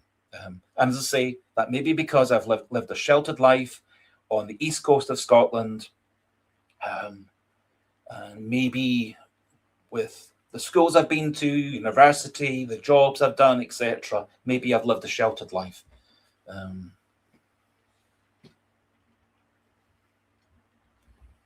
Yes, Paul Boy 67.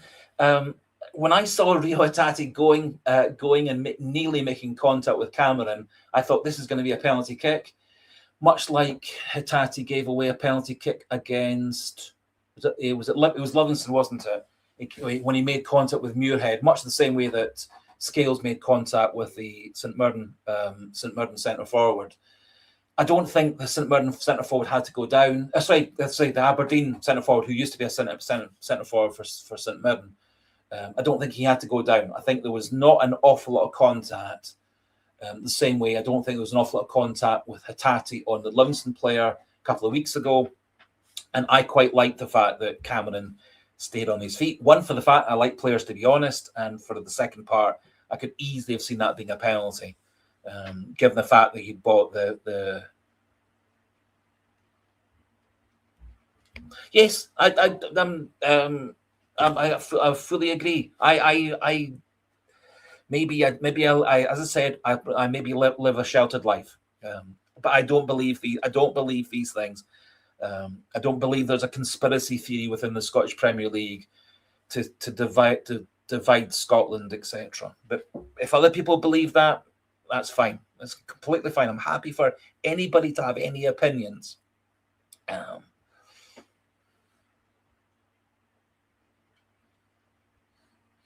I think if Cameron had gone down, it would have been given a penalty kick, because Rio Hatate would have left a stray leg out there, and Cameron chose not to go down, and I personally applaud him. His first thought was to try and get the ball into the box to set up a chance for his fellow players, rather than conning the referee to get a penalty. Yes, and someone was talking about there's a bit less diving than used to be. Maybe that's the case. I didn't actually see the incident last night, because obviously the game was at the same time as ours. But reportedly there was quite a lot of controversy in the Man United Newcastle match, with players being booked for simulation, penalty kicks not being given.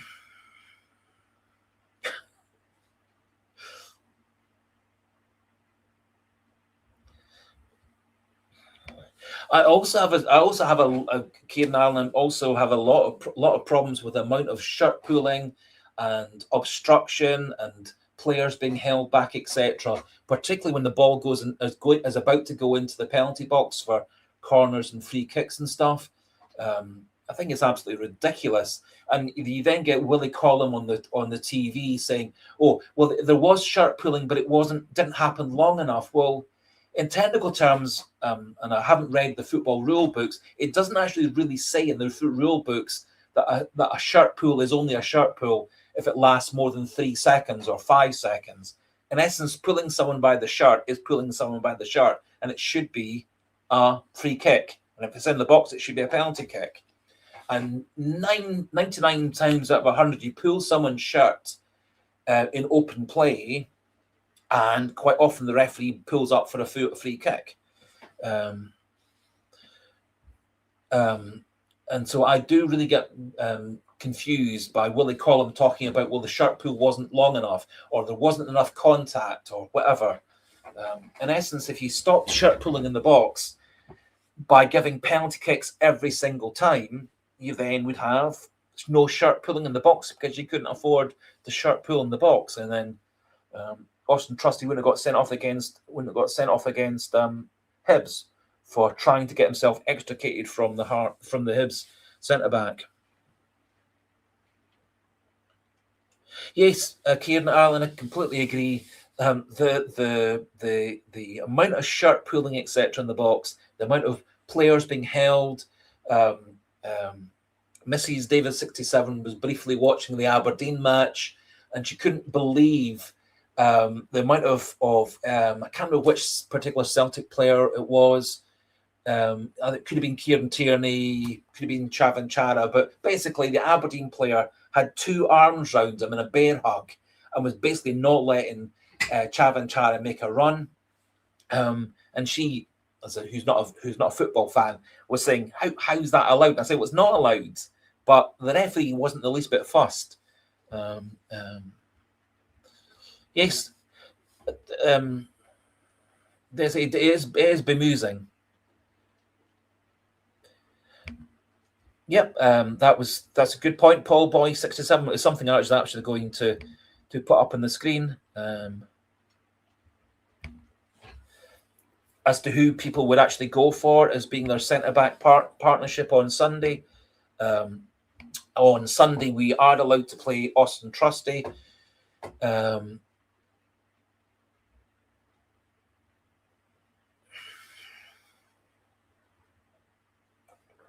Austin Trusty will be in the selection choices for Sunday, and that he's not banned for the cup match. I personally think he comes straight back into the side. I would have been sceptical about playing Benjamin Arthur up until his performance last night. I thought he played very, very well. He's 6'4" approximately, so he's Celtic's biggest player in our current squad. I thought he showed a lot of strength and dominance in the box.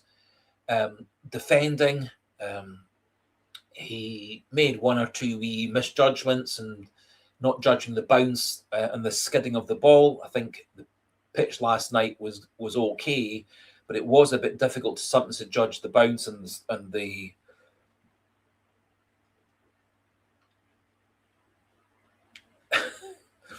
it was a bit difficult to judge the bounce of the ball a few times, and I think he got caught out a couple of times. He had a couple of misplaced passes, but I thought he actually showed, for a player who's come in to play for Celtic, he's been part of the squad for like a month. He's a young player. He's not had an awful lot of first team experience at Brentford. However, he was the under-21 player of the year at the club last year, so he's actually playing in the under-21 league in the English Premier League at a high level of players. So personally, I would actually start Arthur and Trusty as my right centre-back and my left centre-back, and have Scales on the bench. Scales on the bench is useful in that obviously he can come in and be a centre-back, he can come in and be a left-back, he could theoretically come in and be part of a back three if Celtic wanted to push Sirachi or Tierney or Orojo forward as proper wing-backs. I do think actually Trusty at 6'3" and Arthur at 6'4" might actually have a bit more dominance in defending against Rangers' corners and high balls. Rangers have got a bit more height in their defence and their attack than we do, and also could well be useful at the other end for scoring goals. So personally, I would actually go for. So I would have gone not ordinarily for Trusty and Scales, but having seen Arthur play last night, I think he's, as Martin Neal himself said, he's got something about him.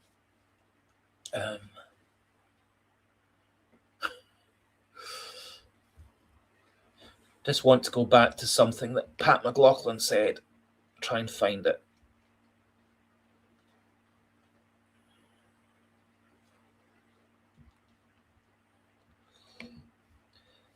Yes, so Pat McLaughlin, I think the sending off of Austin Trusty was a massive overreaction by VAR. In that the referee saw it. The referee couldn't have had a more perfect view of Trusty and I think it was McGrath of Hibs, whoever the Hibs defender. He was 10 metres away from it, perfect view, completely unobstructed. He saw it. He made his decision. His decision wasn't wrong.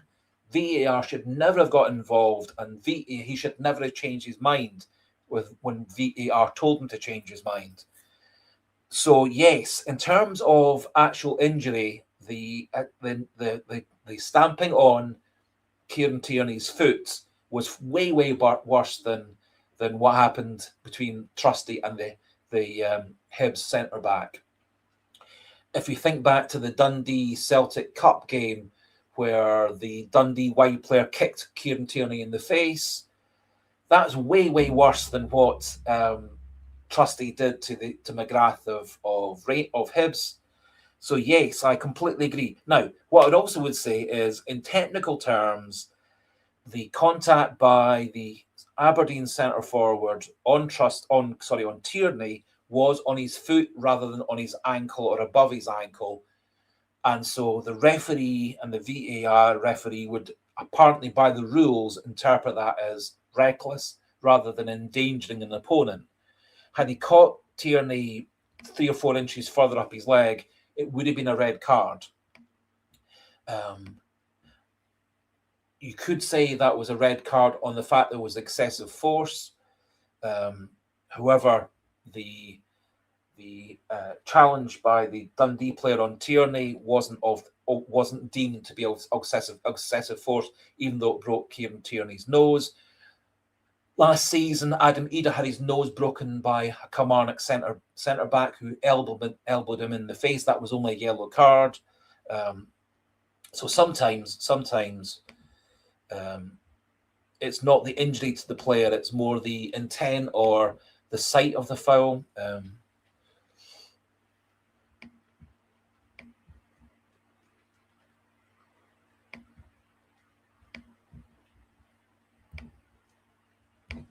Yes, and that plenty of players. Well, plenty of players have come into Celtic Rangers matches with little or no experience and played very, very well. David Marshall came in to play against Barcelona, never having played a first team game for Celtic, played brilliantly for Celtic that game. And people like Kieran Tierney, Paul McStay, Kenny Dalglish, hundreds of Celtic players over the years have come in as very inexperienced players playing at the highest level and being very, very good players. So my personal opinion, and you have got every right, Clashman Numpty, you're a very clever, insightful football fan and Celtic fan to have a different opinion. Liam Scales, I think, in the last few weeks has been very inconsistent. He's given away penalties, he's given away fouls, he's been out-muscled and outpaced by several players he's come up against. His passing generally is very, very poor. He very rarely ever hits a first-time pass. A couple of times last night against Aberdeen, he was caught out.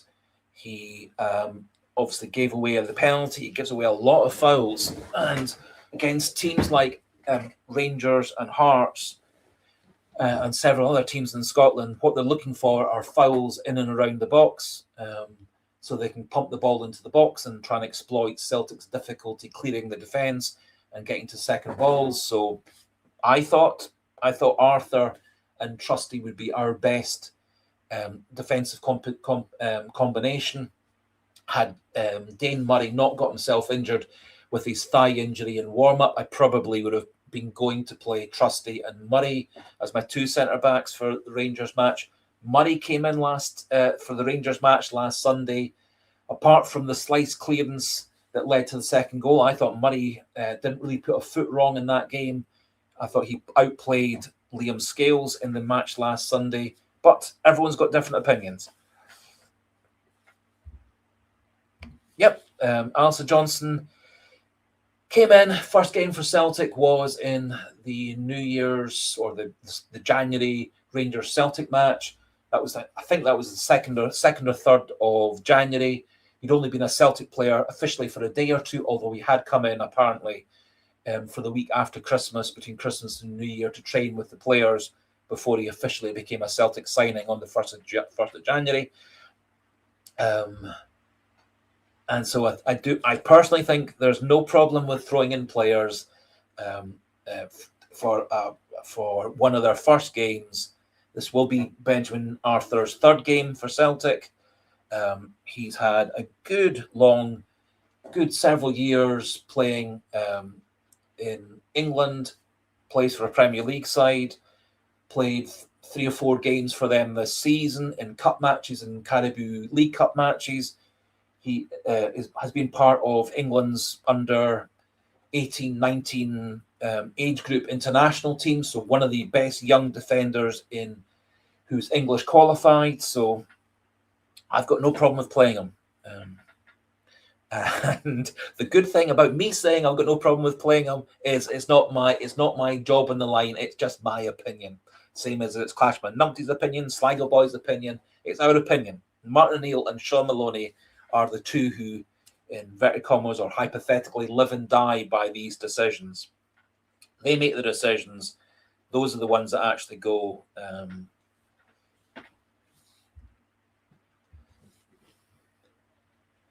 I would I would accept that in the game against Clyde that Celtic lost 2-0. Douay and Roy Keane both made their debuts. I think Roy Keane by that time in his career was past his best. Douay I don't think was ever good enough to play in Scottish football. That was proven that day. Willie Garner, a run-of-the-mill ex-Aberdeen player. I don't think he was a particularly good player. I think Benjamin Arthur, as I say, under 21 player of the year last year for Brentford in the English Premier League, under 21 league, an age group international for England in previous years, one of England's best young defenders in previous age groups. So I think he's way different from Willie Garner or Douay. And I think Roy Keane, his best years were his years at Nottingham Forest and then particularly at Man United.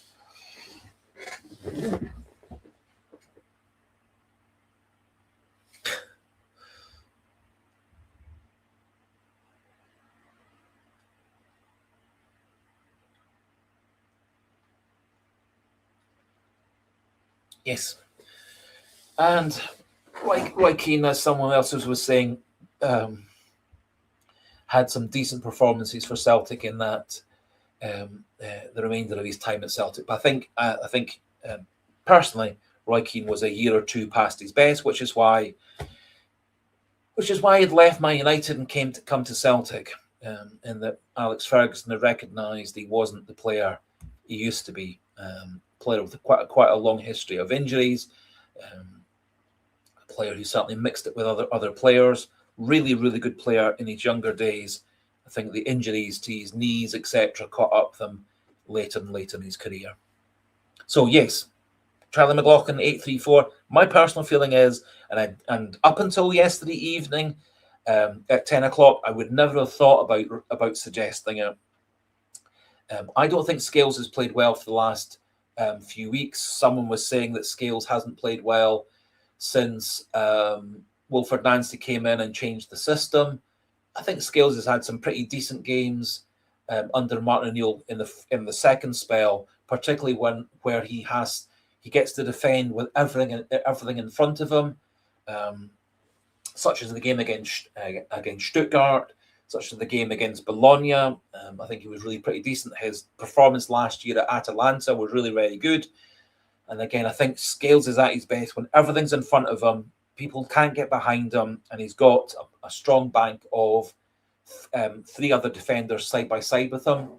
I think he struggles when players get in behind him. I think he struggles when he's got to make a challenge on a strong player. And I think Scales, for me, has dropped beneath Trusty and Murray in terms of our centre-backs.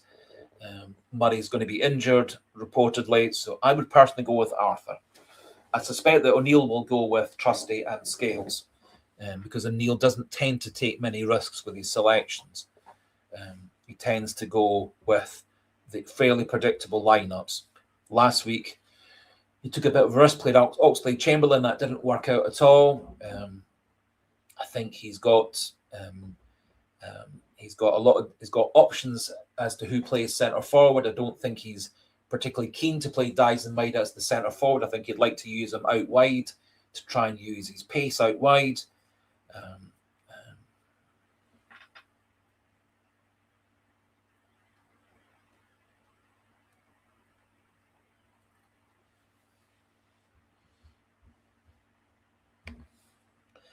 I would love to have a Rojo and Alistair Johnston as our two fullbacks, with Colby Donovan as the backup. As several people have said on previous live streams and in the comment sections of videos, with Sirachi and Rojo, we've actually got two fullbacks who are also very comfortable playing in midfield. Rojo and Sirachi have often played Rojo as a right midfielder and Sirachi as a left midfielder. We also would have the capacity to use Kieran Tierney theoretically in a midfield role as well. Quite often when he's playing for Celtic, he actually does much more play left midfield than truly as a left back. if we're on the front foot. Most of Sirachi's game last night was played in the Aberdeen half. He tends to be a better attacker than he is a defender. And I think if we did have Sirachi and Arojo in our squad as permanent players, we would have the ability to use both of them as midfielders. Or again, with the players that Celtic have got, we could actually swap to a 3-5-2 with wing backs, a 5-3-2, but still with the wing backs, full backs pushing well forward. So I do think having Alsa Johnston and Arojo in the squad would be very, very helpful. I suspect that if Arojo or Johnston have a particularly good World Cup playing at home for their two countries this summer, it could actually put them very much into the shop window. Arojo obviously is a permanent player at Bournemouth. He's second or third choice at Bournemouth for right back. I think part of the reason that Arojo came to Celtic was to get back in the shop window. He does seem quite open to staying at Celtic, and I do see a scenario where both Arojo and Johnson could be in Celtic's squad.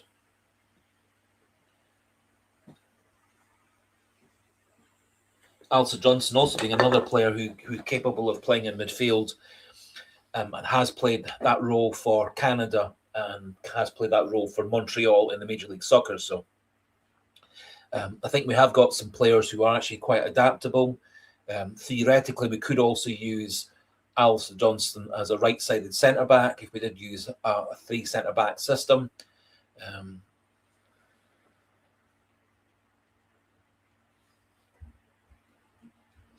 Well, the problem with Dane Murray is the problem with Dane Murray is he's almost certainly not going to be fit for Sunday. So I think it's a moot point as to whether we play Murray on Sunday or not, because I don't think he's going to be fit on Sunday. So I don't think Murray is going to be under consideration. Reportedly, he had a tweak in his thigh muscle in warm up for the Aberdeen match. I can't see that getting better in 2 or 3 days. I can see Kieran Tierney's bruised sore foot, if that's what it was, getting better in 2 or 3 days. Generally, any muscular injury, it takes a good couple of weeks for it to get better, particularly because obviously Murray's has to have a fair bit of pace, changing direction, tackling, intercepting, etc. So I don't think Celtic would want us to risk playing. Neither Murray nor Tierney has been ruled out. However, Murray wasn't fit to start the game against Aberdeen last night. That's a sign that Murray has properly injured himself. The fact that Tierney was able to play 20 minutes or so after having his foot stamped on suggests that it's probably just bruising and not a broken foot, because you can't really play that effectively as a left-footed player if you've got a bruised left foot. Broken left foot.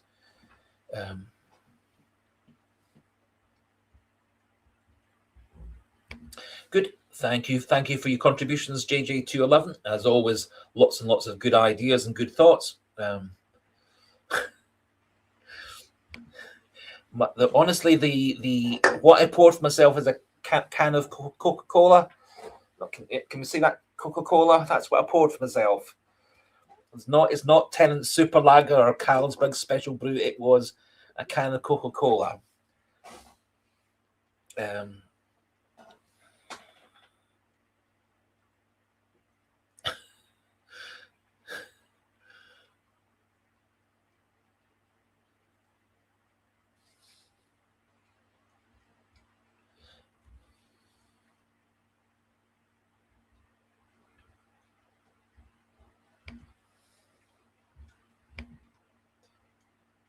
Yes, I would. If Sirachi plays for Celtic on Sunday, I would be very, very happy. I think Sirachi has been a super player for Celtic. He's got himself back into the Uruguayan squad. He's going to be playing in the World Cup, assuming that there is a World Cup this summer. If Celtic could sign Sirachi to be our number 2 left back or our 1B left back, especially because you have got the capacity with Sirachi to play him as a conventional fullback, an inverted fullback, a left wing back, a left midfielder. He's got, much like a Rojo, he's got a wee bit of aggression and nastiness about him as well. Good powerful shot, good powerful crosser as well.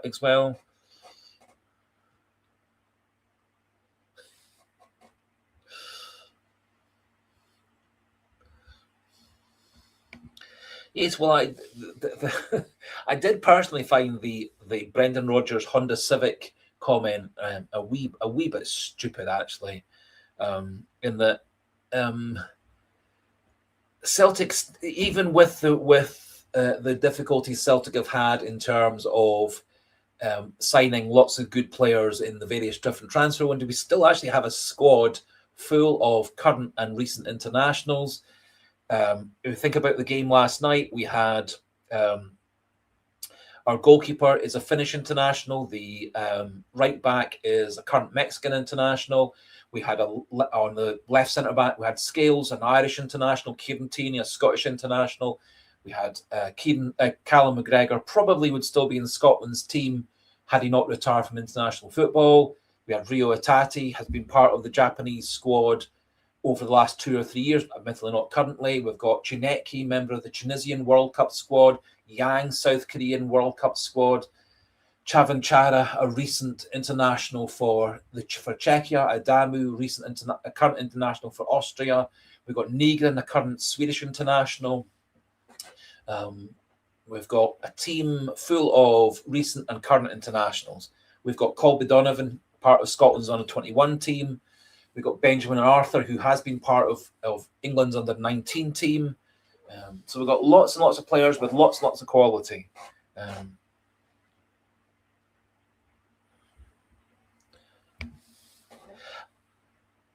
I personally wasn't a big fan of Brendan Rodgers, mostly because I thought Brendan Rodgers was really very, very good for Celtic in his first spell. I got really pretty annoyed with him when he ditched Celtic partway through the season. Happily, Neil Lennon came in and carried that team on to win the title, etc. But I did have a big problem with Rodgers deserting the club partway through a season, and then depending on whose story you believe, doing the same again in his second spell. Lots and lots of people suggesting that Rodgers didn't want to stay at Celtic for past 3 years, that he had various different jobs lined up, and that his commitment for Celtic was 3 years, and that was going to be it. However, reportedly, he did string along Desmond and Lawwell and Nicholson and Mackay, etc., by pretending that he was open to negotiating a contract, and reportedly did turn down a big pay rise and a 2-year extension to his contract last summer. However, Brendan Rodgers brought a lot of success to the club. I thought he took Celtic backwards, not forwards, when he took over from Ange Postecoglou. I thought he made Celtic a less attacking player, a less attacking team, and that disappointed me. I thought Ange Postecoglou created a really good system. I think if he tightened up Ange Postecoglou's defensive system, but carried on quick passing, quick movement, always being on the front foot and constant attacking football, whilst being a bit stronger in defence, that would have made Celtic go further and further forward. Instead, Celtic had become a much slower team under Brendan Rodgers, and that's carried on to a lesser extent, mostly under Martin O'Neill. We don't show enough, for me, dynamism and quickness of passing. And when we do, such as the goal that we got for Nygren last night, it really, really works really, really well. But too often, the ball gets kind of stuck in and around Callum McGregor, and he doesn't push the team forward like he used to do and like he did under Ange Postecoglou. Under Rodgers, he played him deeper and deeper. So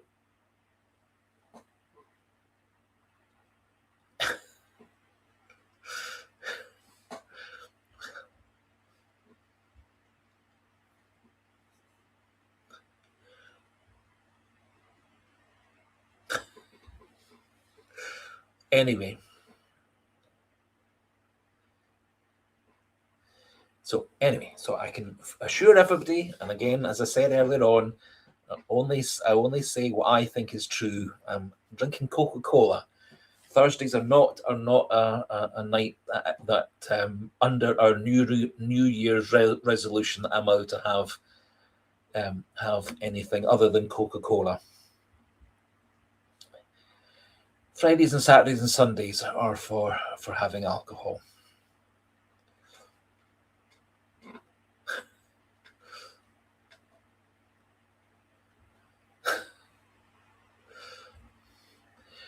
Anyway, so Clashman Numpty doesn't think we should be starting Benji Arthur. So in essence, given the fact that Dane Murray's injured, our options then are basically down to Trusty and Scales. Welsh is Motherwell can't get him back. We could, in technical terms, we could use a player like Donovan or Tierney as an emergency centre back. Unfortunately, we don't really have any midfielders like we used to, with people like Nir Beaton and Tomoki Iwata who could double up as centre backs. So we are kind of, if Murray is out injured as is expected, we are kind of down to Arthur, Scales, and Trusty as our three centre backs, or fit centre backs. And then obviously for the league match after that, Trusty will be back out again. So we'll be down to two out and out centre backs in our squad, because Carter Vickers isn't coming back. I would guess that Murray's going to be out for a couple of weeks as a minimum, but that's yet to be confirmed. In general terms, having played on Wednesday away from home late at night, players then come back, get the morning off, then they come in for light training and physio and assessments and stuff. And so both Murray and Tierney were getting assessed on Thursday afternoon, and there was some talk of them both being sent for further tests like scans or whatever to look into.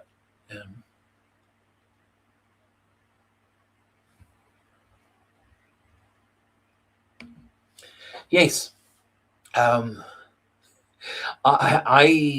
have to admit that I quite like having a right-sided centre back, and that's a right-footed centre back and a left-footed centre back.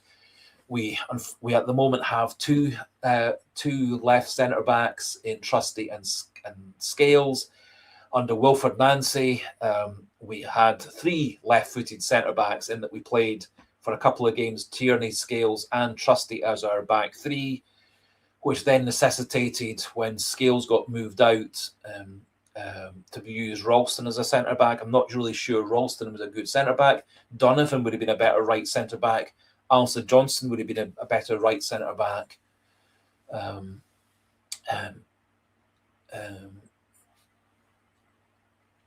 Unfortunately, Alistair Johnson wasn't fit. Technical terms, actually, Arojo could have doubled up as a right-sided centre back. He has occasionally played in that position, which I think is part of the reason that Wilfred Nancy got him signed on the 1st of January. Anyway, we are a bit short of centre backs, but I do personally like having a right-footed centre back and a left-footed centre back, which is why Carter Vickers and Scales, Carter Vickers and Trusty both worked out well as partnerships when Carter Vickers has ever been fit for Celtic.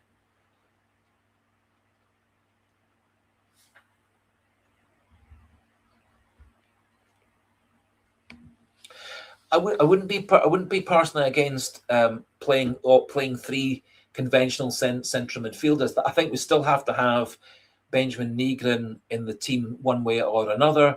So probably in that case, we would be sacrificing having maybe a conventional right winger and using players like Nygren or Oxlade-Chamberlain or Arojo to go out wide on the right, or have a player like Trinecki or Maeda who can play both right and left.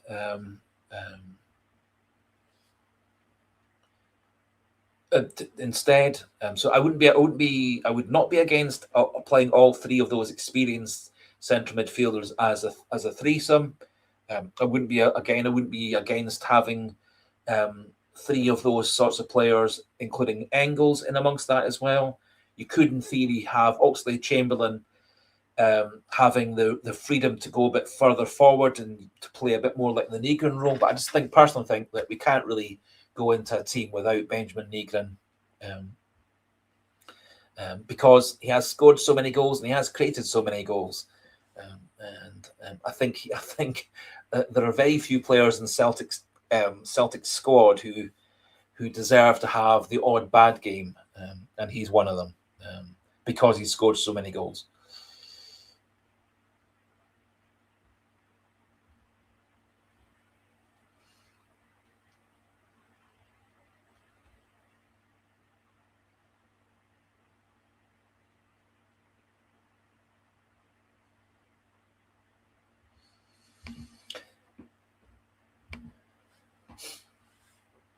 Yeah, well, certainly when Celtic got themselves more on the front foot in the second half against Rangers, and when they got themselves on foot for the last from about minute 60 of last night's game against Aberdeen, Arojo certainly then has the freedom to get further and further forward. He's got the pace and endurance to get back and defend. He got himself really well far forward. It was a very good, clever first time quick pass to open up the space for Forrest. Very good first pass by Hatate. Really good pass by Arojo, and it was one of the few times Celtic has actually showed last night a lot of pace in their attacking.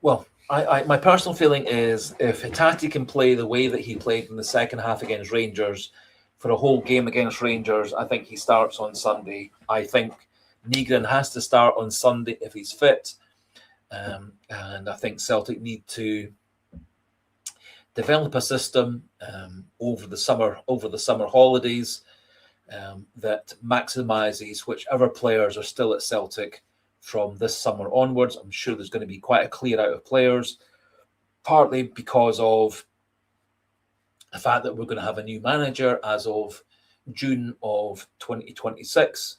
So I think there will be quite a number of players leaving, Maeda, Hatate, probably a few others. I think the bulk of the loan signings and will be going as well. I would really love Arojo and Sirachi to stay. Not too fussed about Adamu or Mvuka or Chavanchara.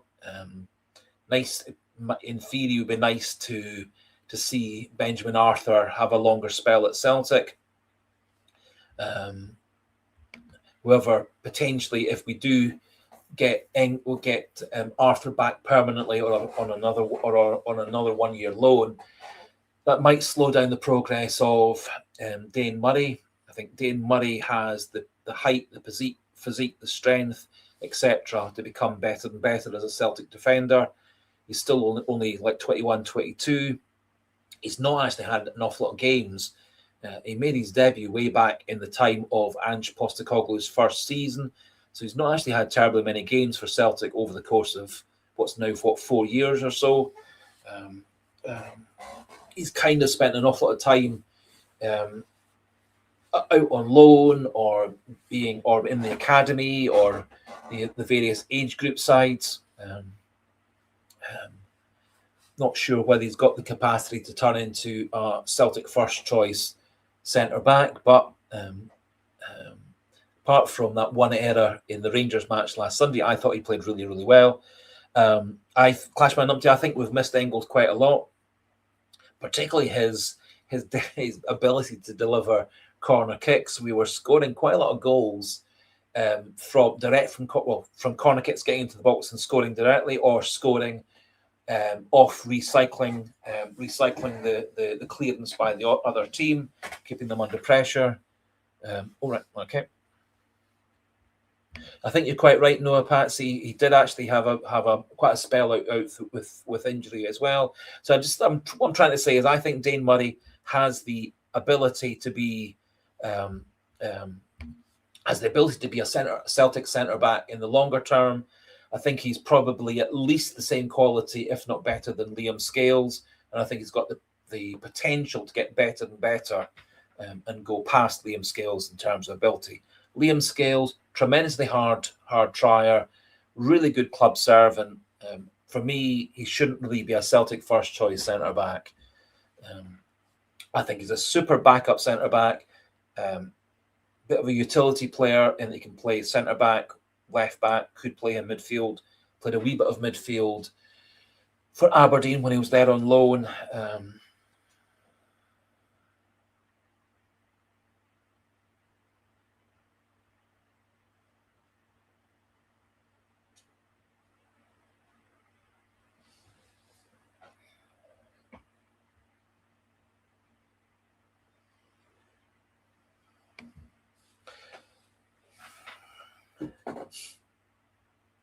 I think the left-footed and right-footed thing works better in terms of just helping the way that modern players attack. Also, I do think actually having a right-footed centre back and a left-footed centre back, in terms of the fact that Celtic like creating and starting attacks from the back.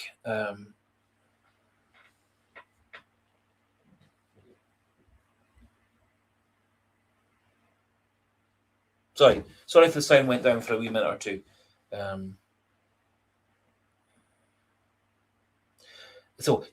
So I don't think in defensive terms it makes a big difference between right-footed centre backs and left-footed centre backs. Ideally, you want a centre back to have the ability to use both feet equally. I think having one centre back who's right-footed and one who's left-footed just gives a bit of variety and so on. Celtic did fine when we had Carl Starfelt and Carter Vickers as our centre back too. They both were naturally right-footed.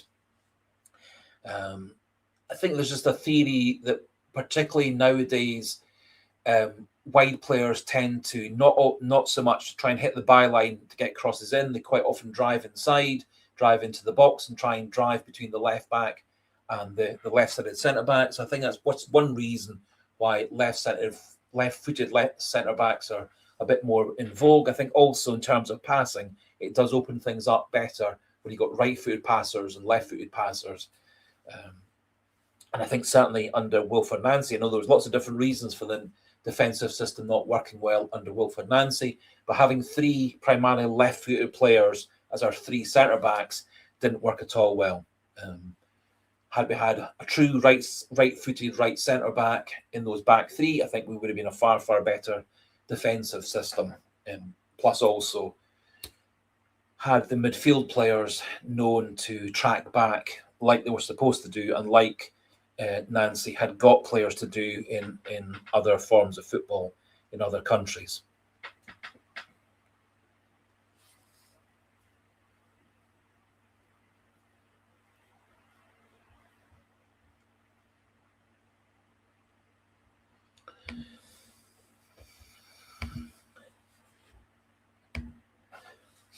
I think certainly Rangers will probably start on Sunday again with two players up front. I didn't think Nadieri looked very much of a goal threat, but certainly he did occupy, along with Chermiti, the two Celtic centre backs. What Rangers did quite a lot when Nadieri was on the pitch was they pumped the ball up the pitch, and one or other or both were challenging for the ball, and then Rangers were tend to be the first to the second ball. And certainly when Nadieri went off, they did struggle to get pressure on Celtic's back four and midfield, and they did really struggle in terms of getting the ball forward, which then allowed Celtic to move further and further forward and push the full backs further and further back and the wide players further and further back. And I thought the Belgian left back for Rangers was very good in attack, but I thought he's really quite limited when he was being asked to defend.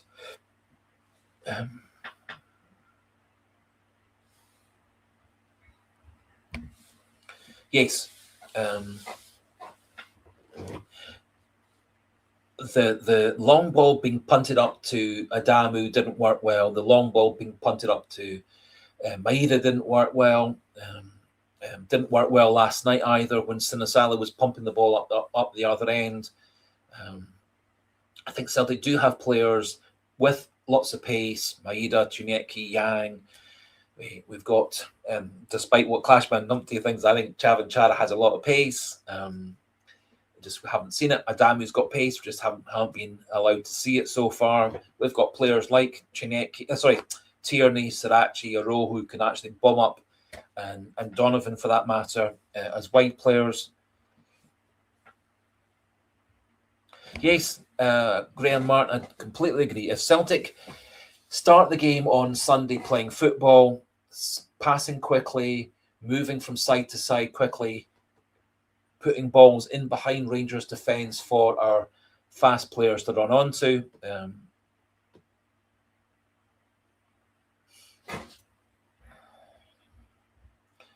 I think the only conclusion with Iheanacho is he must be struggling for fitness.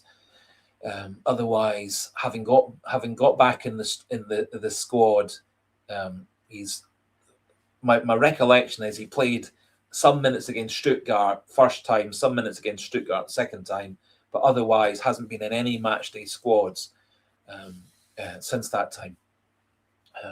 Quite why that is, I don't know. I have to conclude that there must be doubts about his fitness, and that when he has had his 10, 15, 20 minutes coming on as a sub, that he's been struggling with pain or feeling his muscles, that he's getting some tightness in his muscles, etc.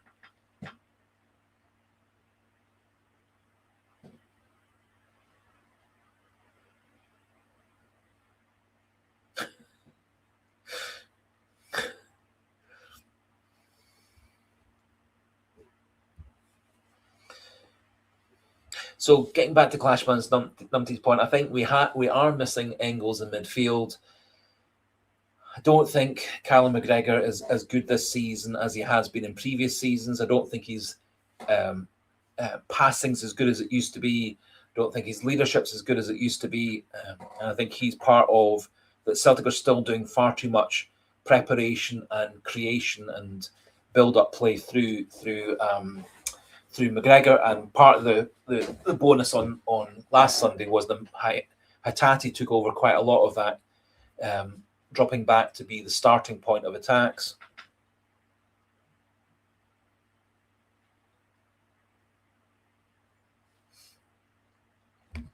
I think there's a strong argument that they might well start with Yang on one side and Maeda on the other in terms of the wide players, with Chavin Chara through the middle.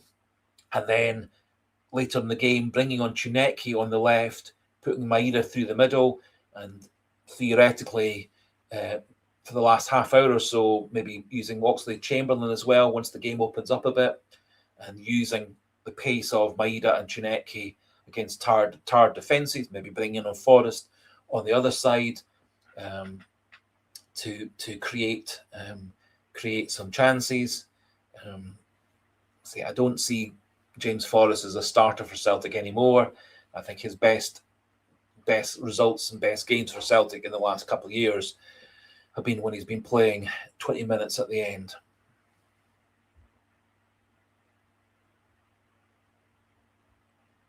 Yes, I think Suter is a fairly limited player.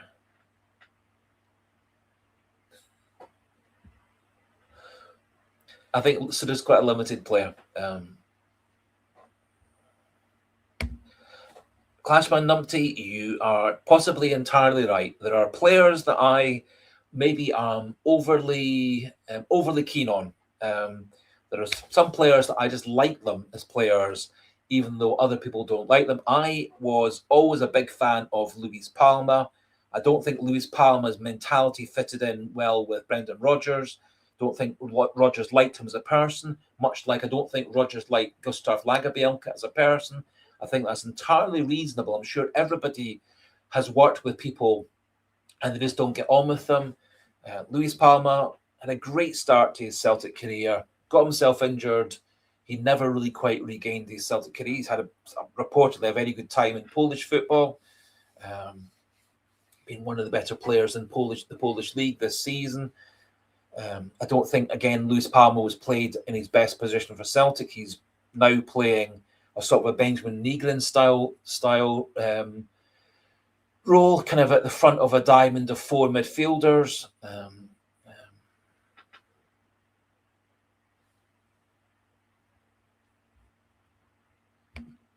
Yep.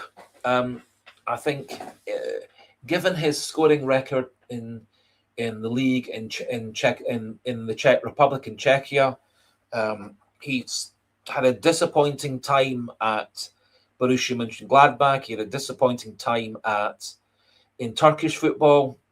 His time in Turkish football was rather complicated in that he wasn't getting paid by Borussia Mönchengladbach and he wasn't getting paid by his Turkish club, and so there was quite a lot of bad feeling with Borussia Mönchengladbach and quite a lot of bad feeling with the lone club in Turkey.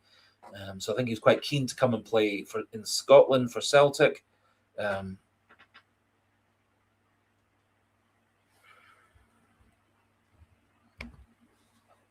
I think Luis Palma didn't have an awful lot of pace for beating players on the outside. So he wasn't a conventional winger that like we used to have with players who could beat people for pace, like James Forrest used to be able to do, Kuhn could do, Paddy Roberts could do previous times, etc. So we used to have players who could actually bomb past people using pace. Luis Palma was more of a creative player. He was good at passing, good at crossing. He scored quite a number of goals for Celtic.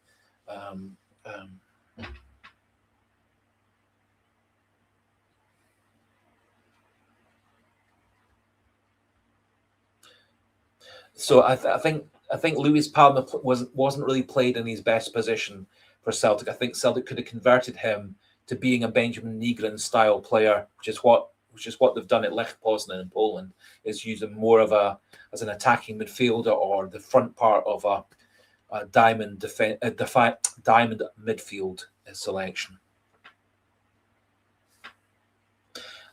I would agree that Luis Palma maybe didn't have the best work rate. He couldn't do what Dyson Maida could do, i.e. Dyson Maida could get back, attack, get back into midfield, get back into defence.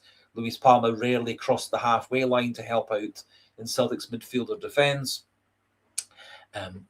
He wasn't that style of player. And the thing was, he was being asked by Brendan Rodgers to play that style of wide player. And that just wasn't his style of playing. So maybe Celtic shouldn't have bothered signing him in the first place to play him as a winger. They could have signed him to play as an attacking midfielder, a second striker, which is kind of where he's ended up playing for Lech Poznan.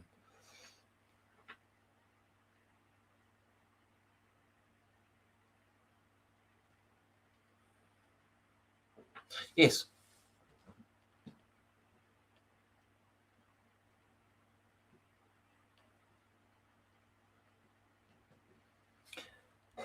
So, Sligo Boy, I do personally think Celtic's going to win the title, particularly if we can get the Hearts lead down to 3 points by the time of the final 5 games.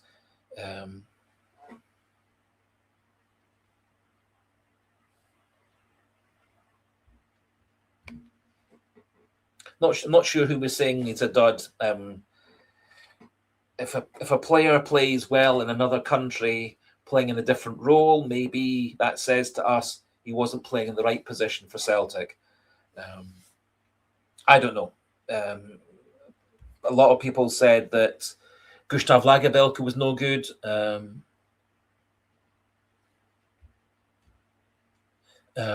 He's gone on to be back into the Swedish international squad. He was a very successful player on his loan season in Dutch football. He's been a very good player in Portuguese football for Braga.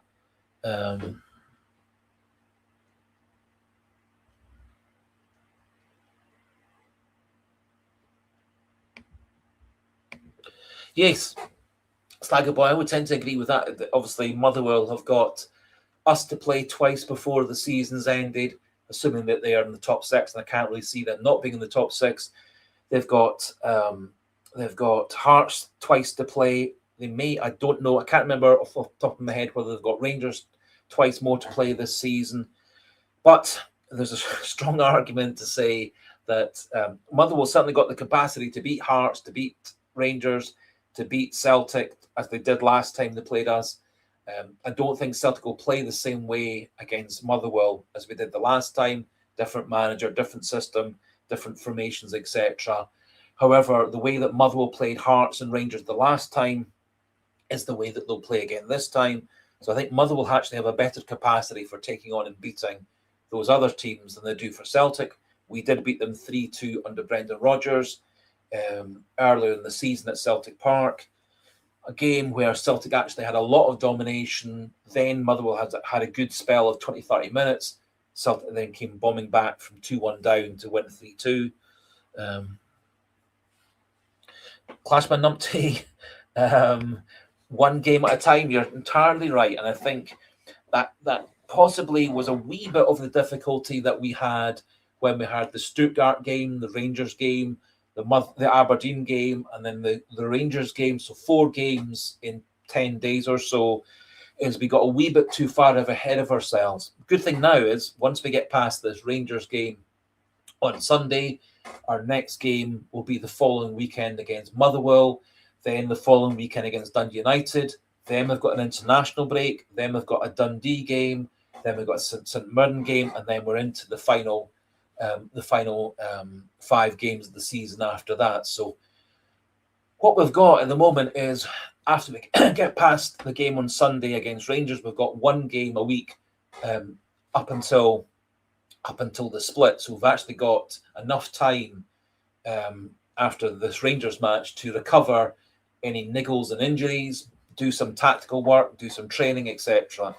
And I'm pretty sure once O'Neill, Maloney, Fotheringham, etc., get players like Mvuka, Adamu, Chavanchara, and Arthur, etc., more time is actually part of the squad, doing squad training and different formations and tactics. I think that also will be very helpful. So I think we're all very guilty. I'm personally guilty of maybe looking too far in advance. And O'Neill does tend to always talk about 1 game at a time, and I think that's a good mentality. Is you concentrate 100% on the next game, on the game you're playing, and then you start thinking about the next game once the game you've just played is finished. However, I do really hope that Celtic have looked at last Sunday's game against Rangers and have a system worked out to play the way they did in the second half for the full 90 minutes.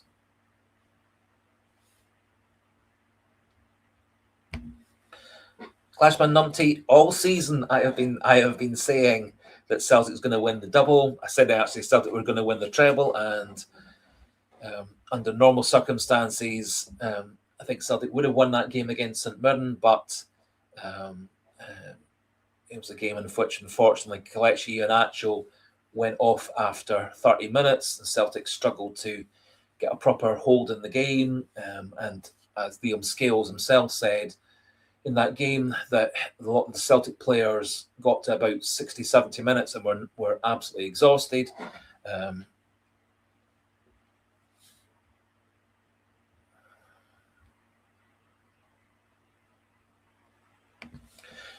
Yes, Graham Martin.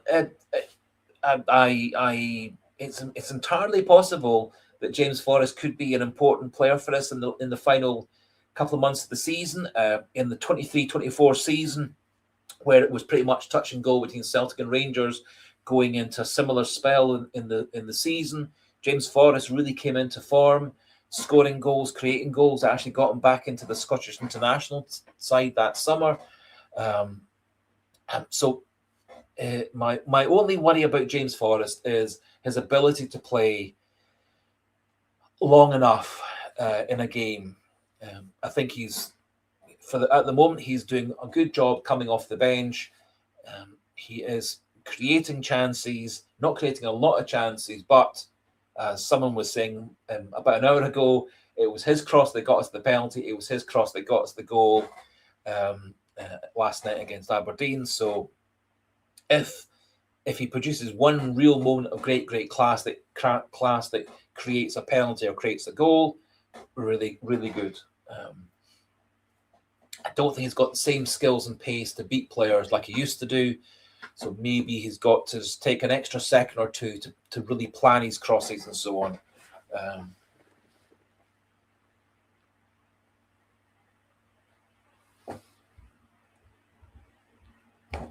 Yes. I wasn't full of hope at half-time last Sunday. However, I turned down the Sky Sports pundits' comments over half-time and turned on the second half. Rangers actually started the second half pretty well. So that actually made a really good block at the front post, and then Hatate really started to take control of midfield, helping McGregor take control of midfield. Chinecki made a lot of good progress down the left side, which Maeda hadn't managed. Maeda stretched the Rangers' defence, which Adamu hadn't managed before, and we really very much took to control, and couldn't agree more. I really wish that we go 1-0 up, and then we go 2-0 up, we go 3-0 up, we go 4-0 up, etc. It's what we did under Ange Postecoglou. It's what we did in the early times, the first couple of seasons under Brendan Rodgers. We tended to put teams away once we got on top of them. This season, under all three managers, we've struggled to put teams away when we've been on top. Under Rodgers, under Nancy, under O'Neill, both times, plenty of times we've failed to kill teams off when we've been massively on top. Happened under Nancy multiple times, happened under Rodgers. What's tending to happen most of the time under Martin O'Neill is we're finding ways to hold on and win the games. Under Rodgers, and but particularly under Wilfred Nancy, we were finding ways to lose games when we were massively on top.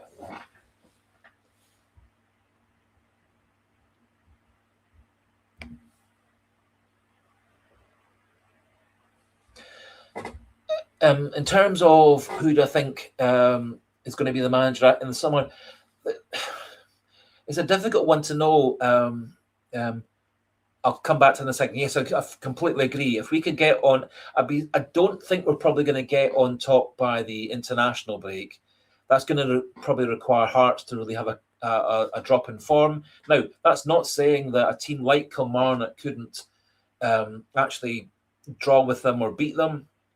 Kilmarnock are playing really quite nice football under their new manager, Neil McCann. Obviously, they got 2-0 up on us, but failed to put us away in that game. But they actually did show a lot of ability. They're a lot more attacking under Neil McCann than they were under the previous manager. So they have got the capacity to do that. Apart from their game against Motherwell, Hearts have got a couple of other games before the split, which are against teams in the bottom six. Now, that doesn't stop the teams in the bottom six. They've obviously got lots of things to fight for. Livingston trying to fight against relegation. There's 2 or 3 other sides trying to avoid being in the 11th position. So the bottom 6 teams have got a lot to play for to try and get themselves further and further up the league. I think probably the top 6 is settled for the split time. The bottom 6 is settled, but certainly the teams in the bottom 6 are jockeying for position, trying to get themselves further up the league before those final 5 games. I'd be surprised personally if we got to the top by the international break. I can certainly see us beating Motherwell in a week on Saturday. I can certainly see us beating Dundee United the Sunday after that. We then go into the international break. We then come back up with an away game against Dundee, which is on a Sunday afternoon at 4:30, and then we finish the first phase of the league against St Mirren with a home game against St Mirren. So I can certainly see Celtic winning against Motherwell, against Dundee United, against Dundee, and against St Mirren. I would fully expect Celtic to get 12 points out of 12 out of that lot. I would think that Motherwell have got a good chance of at least drawing with Hearts. A couple of the bottom 6 teams could surprise Hearts. Don't think Hearts are that strong. They've got more injuries. They're not going to get their 2 best players, Shankland and Devlin, back. They've got suspensions and injuries in defence. They've got suspensions and injuries in midfield. They do rely very heavily on Braga at the moment for scoring their goals, because Avidas has kind of gone off the boil a bit.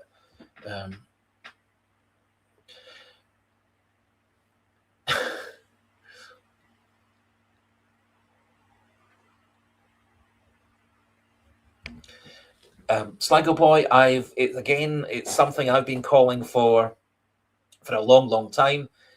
Not sure how many of other people follow others and follow lots of other sports. I'm a massive fan of the National Football League in America, the American football side of things. And in America, American football, ice hockey, basketball, baseball, teams are very, very open with saying how many weeks or days a player is away from playing for a team. And I proposed this at a previous live stream. I can't see any reason why Martin O'Neill couldn't have someone from the medical staff or from the physio staff just come on and do 5-10 minutes to say, Alistair Johnston is now back doing X, Y, and Z. Callum Osman is doing X, Y, and Z. We're hoping that Johnston will be back for the start of April. Callum Osman might be back for May. He'll definitely be back for next season. Jota and Carter Vickers are both out. They won't be back this season, but they will be both fit for the summer pre-season. Sirachi is fully fit. Tierney's got a bruised foot. Dane Murray has got a minor thigh strain. He'll be out for 10 days. I would love it if we got a proper injury report, maybe once a week, or quite right, or on a Wednesday, let's say, Celtic announce these are the injuries that players have got. These is who's going to be likely fit or not fit for the weekend. They do that in American football, in the National Football League. They do an injury report for all the players of all the teams throughout the week. And that way, players know, fans know, journalists know who's going to be playing the following Sunday or who's likely to be playing the following Sunday. I don't think there's anything wrong with that. I would love to know when Johnston and Osmond and so on are going to be back. We're expecting Engels back for after the international break. We're expecting Johnston to be back a week or two after that, sometime in April.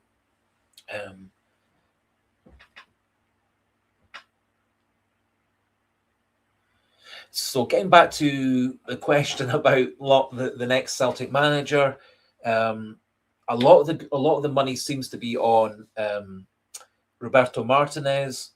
He obviously has links to Sean Maloney. I didn't actually read the article properly, but it was talking about Sean Maloney putting together a summer transfer list of players that Celtic will be looking to bring in over the summer. That would suggest that Sean Maloney is at least going to be a strong part of the new coaching team at Celtic after the end of the season. Whether that implies there's some surprise announcement that Sean Maloney is going to take over as manager, or whether O'Neill's going to carry on for another year or two as manager, or whether somebody is already lined up to come in, but they're still in another job, so they can't announce it. Like Roberto Martinez, like Knutson of Bodo Glimt, because I can't see why people would be putting out an article, these are the players that Sean Maloney is targeting for the summer, unless we know that Maloney is going to still be here in the summer. Because obviously, if he's not going to be here in the summer, there's no point in him having a scouting list of players for Celtic to look at. Anyway. So Roberto Martinez is very much apparently high up on the list. Quite a lot of people suggesting Stevie Clarke, the current Scotland manager. He was kind of implying that he's negotiating with the Scottish football people to carry on as Scotland manager, so he may well have counted himself out of that. Ange Postecoglou has counted himself out of the running, although possibly if something doesn't crop up for him in terms of a new job over the World Cup summer holidays, he may change his mind. Quite a lot of people have put forward Graham Potter, who's the current Sweden international acting manager. They've got some playoffs to go through, much like Denmark does. So I wouldn't be too surprised if Potter's out of a job in a few weeks' time. Not sure about whether Graham Potter is a Celtic manager. Robbie Keane, another name that a lot of people put forward. He certainly is a Celtic man, a person who knows Celtic's history. He was a successful manager in Israeli football. He's been a successful manager in European football, Hungarian football, and also had relative success with Ferencváros in European competitions. He would be an interesting signing. Yes, so Callum Coyle 2359. The answer is yes. I think we will win on Sunday, although take that with a grain of salt because I think Celtic's going to win every single game ever. But I do genuinely think that Celtic are, for me, should be the favourites going into the game on Sunday. I think we've seen how Rangers play up close. Hopefully O'Neill, Maloney, McGregor, etc. Have developed a system to counter that. Rangers to push them further and further back, to dominate midfield, push their wide players and their fullbacks further and further forward. Hopefully we've worked out a system to try and exploit the pace of Maeda, Chineki, Yang, Chavanchara, Adamu, whomever we play up front. Hopefully we also develop a system where our fullbacks, be it Tierney, Sirachi, Arojo, Donovan, whomever, they can bomb forward as well. Because I think Rangers are there for the taking. I think also the fact that we're going to have a significantly bigger Celtic fan base at the ground is going to be a big bonus for Celtic as well. It's going to be a wee bit more like how Celtic Rangers matches were when O'Neill was the Celtic manager back in the early 2000s, where Celtic actually were able to take a good, large travelling support to Ibrox.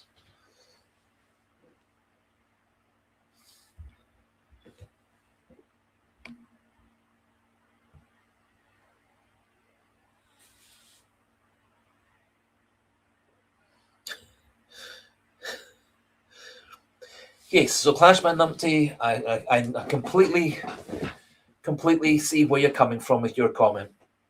And we've had this debate before. I think Nancy's system would have worked had it had 3 months to bed in. It had 3 days to bed in, and that's why it just didn't work. And I was very surprised that he didn't tone down his system and gradually bring it in. So I think you were right, Clashman Numpty, in recommending Wilfred Nancy to the Celtic board. Watching his football, and I know a lot of people are saying Major League Soccer is not Scottish football. I do agree. However, Major League Soccer is actually a good high quality of football. It is the 10th best league in the world by all the statistical rankings. Scotland's down at 29 now, so he developed his system of football works, but it didn't work at Celtic because the players couldn't adapt to attacking in numbers and defending in numbers and having the energy to go from one end of the pitch back to the other end of the pitch. And not enough players in our team had the energy to go from one end to the other and back to the other end. The Motherwell manager asked you, I really like the way he plays football at Motherwell. I think he's made massive changes to Motherwell.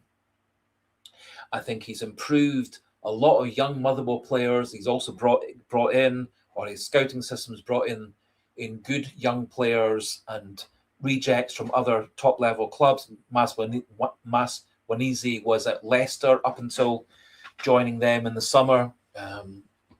He is a super player. Quite whether Maswanizi would play well for Celtic is a different matter. Quite whether Askew could do the same job at Celtic that he's done at Motherwell, that's another question. But I like a lot of things about Askew as a manager. I think he's loyal to his players. I think he's a good man motivator, very important. I think he's a good tactician. And he has massively improved a whole lot of Motherwell players. Stephen Welsh, another example of a player who looks far better playing for Motherwell than he ever has playing for Celtic.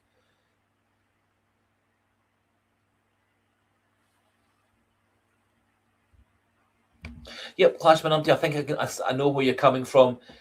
I don't think we are. Have watched quite a number of live streams from other channels, and they talk about, we should get the Borussia Dortmund manager to be our manager, or we should get such and such who's just finished being a manager in Italy. I don't think we have got the we're not such an attractive league.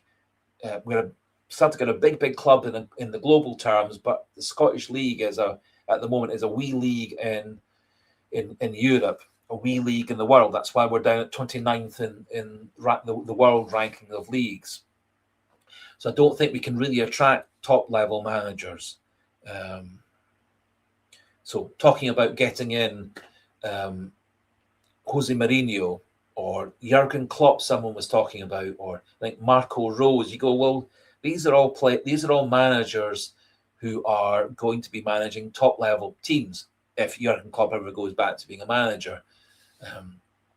Celtic probably could afford the wages of those sorts of managers, just about, in that we were reportedly going to up Brendan Rodgers from his £3 million a year to £4 million a year plus bonuses. So Celtic obviously did have a budget for a manager. We obviously had a big budget that we offered Ange Postecoglou to stay after the end of 22-23 season. He turned that down.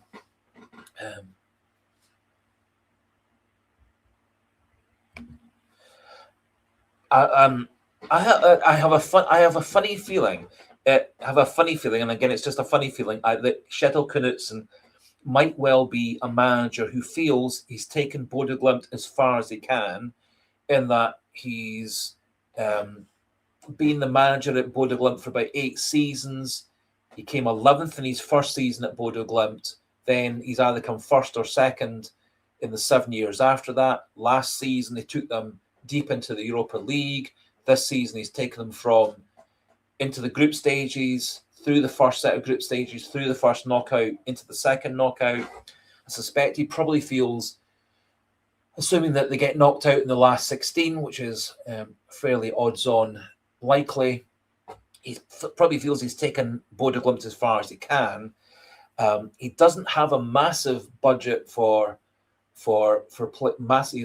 got a big budget for players at Bodø Glimt, and he uses it very, very well for getting the best Norwegian players into his team and developing them through. So I do agree with you, long story short, that he might well see coming to Celtic as being a new challenge to his career. Before Kjetil Knutsen went to Bodø Glimt, they were a yo-yo club. They were in the first division, second division, first division, second division. They were up and down, up and down, up and down. His colleague had got them back into the top division. Kjetil Knutsen came in.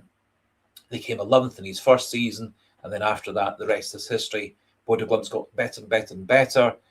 At Bodø Glimt, he has a very, very strong control over most aspects of the team. I don't actually personally see that as being a major problem with Celtic's board and executives. I don't think they gave Ange Postecoglou a fairly clean slate to do what he wanted to do in terms of tactics, players, formations, recruitment, scouting, etc. Up until Ange Postecoglou coming in, there were very, very few players coming to Scottish football from Japan, very, very few players coming to football Scotland from American soccer. He slightly changed that in terms of Celtic especially. We've had a lot of good signings from Japan since Postecoglou came in.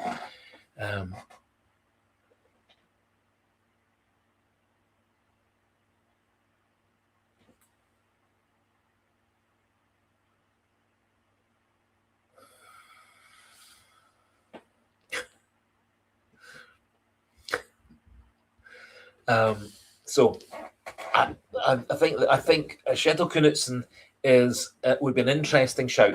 My own personal opinion, again, this is just an opinion, not based on any facts. It's just putting lots and lots of dots together, lots and lots of bits of evidence and stories together. Is that I think Celtic have got someone lined up to be the manager from this summer onwards. I think he's a manager who's already managing another club, but a wee bit similar to what Tottenham Hotspur did with Ange Postecoglou. I think Postecoglou, a couple of months before he left Celtic, knew that he was going to go to Spurs. It was already agreed what was going to happen, and it was just a question of signing the contract. My feeling is that we've got a similar circumstance with a manager who's currently in his job, but Celtic can't announce that signing until the end of the season. Are you Ken 28? I think Askew of Motherwell is a good bet. Obviously knows Scottish football. He's proven at Motherwell he's got an attacking brand of football that obviously fits in well with Celtic's general ethos and way of playing. As I said, he's demonstrated at Motherwell an ability to get the best out of his players. He's, I think, from what I hear, a very good man manager, very good man motivator, very good at creating a team spirit in the team. What was also quite impressive is that despite there being quite a number of injuries and suspensions, he gets players to slot straight into the system. Now, that partly is due to the fact that he had a full pre-season to change the tactics, change the formations, teach the players how to play in his system. So I think he, like Derek McInnes, really benefited from a proper full pre-season. They obviously also had the League Cup matches before the start of the league matches. So that also does help get real competitive football. Typically in the summer, Celtic play lots of friendlies. I don't think lots of friendlies is necessarily the best way to get yourself ready for the first league game of the season. I think having a few of the League Cup matches early on really gets you into playing full contact, full speed football.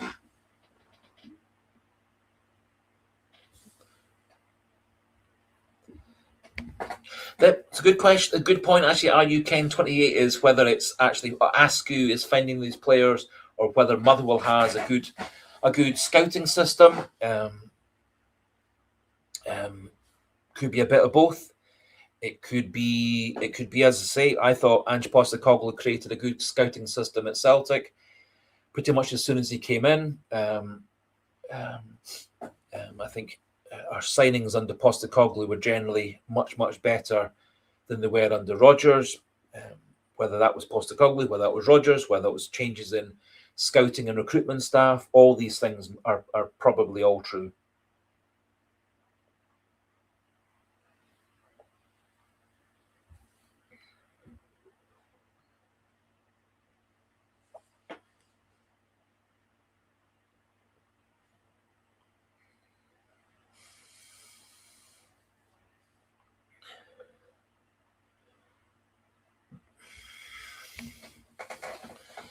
Well, according to all the stories coming out of Motherwell, Askew said that Mazwinizi, nobody was leaving Motherwell in the January transfer window. They turned down £4 million plus from Anderlecht during the transfer window. So it doesn't appear that Motherwell it doesn't appear that Motherwell were willing to sell Maswinizi or any of their players under any circumstances in the winter. They were happy to sell them in the summer.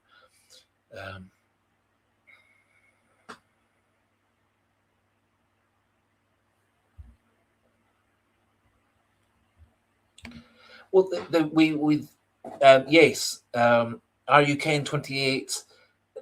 We get very, very, very fixated on signing players for big money, and that if we're not signing players for big money, we're not signing good players. There's a strong argument that the Celtic's best signings this summer were Benjamin Nygren for 1.6 million and Kieran Tierney for 0. We got him on a free transfer. So those two players came in for next to nothing. We signed Henrik Larsson for £650,000 at a time where lots and lots and lots of players were going for 2, 3, 4, 5 million coming into Scottish football. Celtic had broken the £1 million barrier many, many, many, many times before Larsson came to us for 650,000. He's probably one of Celtic's best ever signings. We bought Lubomir Moravcik for something like £330,000 when, again, we were spending £2 million, £3 million on players at that time coming into Celtic. So big money is not a sign necessarily of good players. Larsson and Moravcik came in. Hitati came in for $1 million. Maeda for 1.2 million. Someone was saying Matt O'Reilly, 2 million. Entirely right. You don't have to spend big money to get good players. You need to scout the players. You need to recognise when players are coming towards the end of their contract, like Nygren. The thing is, it's Motherwell, not Brighton. Is I think you're maybe thinking it proves your argument. It actually, for me, disproves your argument, because Brighton have got a big budget of players, tons of money from the English Premier League, tons of money from sponsors, from prize money, from TV money. They've got lots and lots of players that they bring in and sell on, because they've got to bring in lots of players to sell them on, because they've got such massive wage budgets. They've got such massive expenses. Motherwell have got low expenses. They've not got a big wage budget. They've got a massive amount of money from selling Lennon Miller during the summer. So they've actually got tons of money. For Motherwell, they've got tons of money in the bank. They've got more money than they need, which is why they can afford to say, no, we're not selling a player.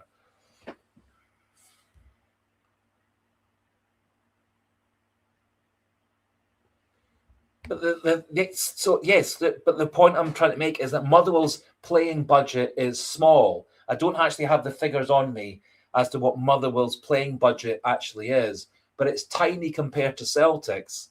So the amount of money that Motherwell gets through TV money, sponsors, etc., it just about covers what they require. Plus, they've now got the money from selling Lennon Miller. So they've got tons of money in the bank. They didn't need to sell them. So, and they turned down big money bid from Anderlecht and didn't sell them. They didn't sell any of their players during the winter. That tells me that Motherwell has said that we're not selling players, just like Celtic generally in the winter window say we're not selling our players. We turned down massive bids for lots of players the last 3 or 4 winters for our players, and then we've subsequently sold them in the following summer window, such as O'Reilly, going back a bit further, Ayer, Edward, Ryan Christie, etc. So we turn down lots of big bids in the winter. We sell them in the summer for the same or more. It appears that's what Motherwell are doing. They're using their many millions they got for Lennon Miller, again, a player that came through their academy system. So they got him for nothing. They sold him for 5, 6, 7 million, whatever it was that Udinese paid for them. That amount of money will keep Motherwell solvent for a good couple of years without them having to do anything else.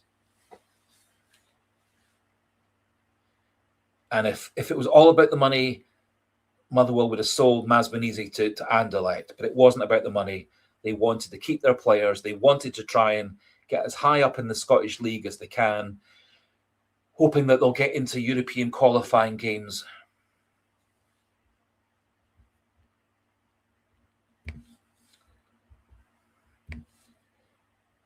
Fair enough.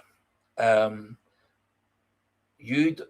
million is what Anderlecht offered for Masminisi. I'm not so. So the suggestion is that we should have offered £6, £7, £8 million for Masminisi. Does anyone think that Masminisi is, based on half a season for Motherwell, is a £6, £7, £8 million player? In that he's scored roughly the same number of goals this season as Benjamin Nygren, a player that many Celtic fans and Celtic ex-players and pundits doesn't think that should be in the team. I don't know. I don't think Masminisi has proven himself to be a £6, £7, £8 million player.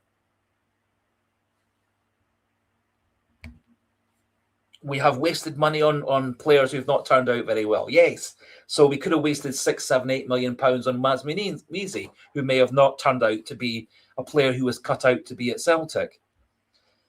There are some suggestions that Martin O'Neill closely ran the rule over Masminisi and didn't fancy him as a player. There's also the thought that in the winter transfer window, we had Martin O'Neill, who was contracted to be Celtic manager from January through to the end of May. At the moment, we're not expecting O'Neill to stay at Celtic past the end of May. So again, is it good sense to spend £6, £7, £8 million on Masminisi, who then turns out to be not a player who fits the new manager's system, whoever the new manager might be? Masminisi, as I say, half a season at Motherwell, he was so good that Leicester let him go for absolutely zero. So if he was as good as, if he was a £6, £7, £8 million player, why did Leicester let him go for zero?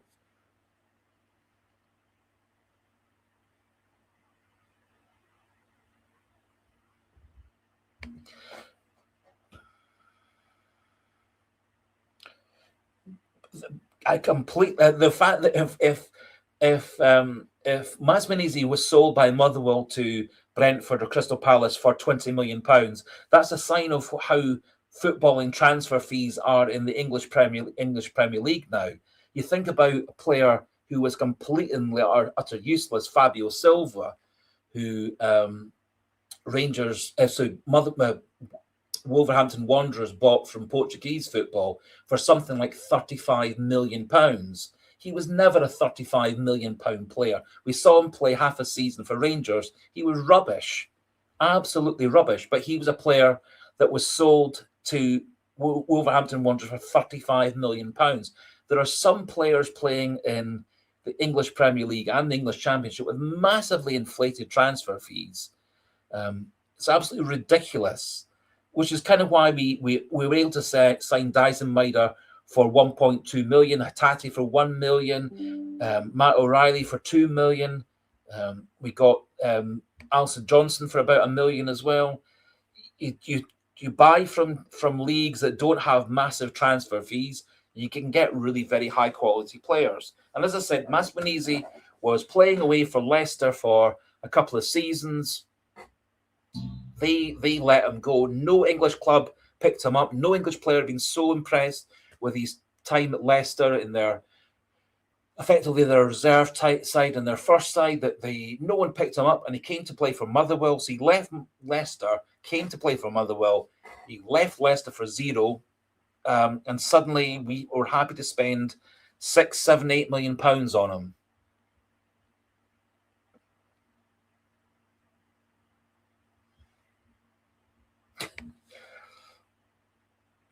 Well, as I said, we bought Larsson for 650,000 when we were spending £2 million players on other players. So we spent 330,000 on Lubomir Moravcik. At the same time, we were spending £2 million on players. We bought Darren Jackson for what was his name? Couple of other players we got for £2 million, complete waste of time. Or the Brazilian player Rafael Scheidt we got for £5 million, complete and utter total waste of money. Barlaquisha, we spent £5 million on. We didn't get quality from him. We spent 1.6 on Negrin. We got a player who is a really good player for Celtic. So big transfer fees doesn't necessarily mean top level players.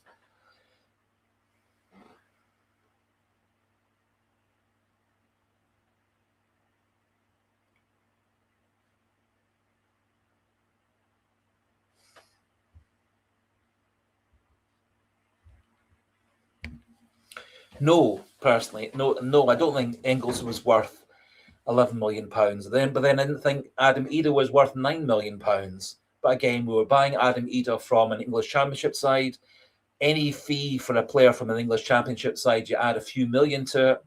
We were buying Engels from a German Bundesliga team. Again, you add several millions to any fee. I think Engels, if we got him for somewhere 7, 8, 9 million, that would have been perfectly reasonable. I think going to 11 million was going far too high for him. And he's been a good player for Celtic rather than a great player for Celtic.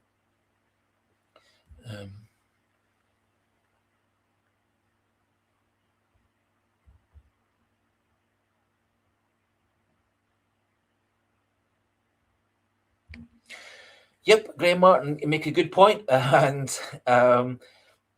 Celtic had the option to sell Engels in January. It would appear that Martin O'Neill was instrumental in saying no, that we weren't selling Arne Engels under any price during the winter window, and it would appear that the board listened to him. And we didn't sell Arne Engels for 20 million, 25 million, whatever that Nottingham Forest offered for him.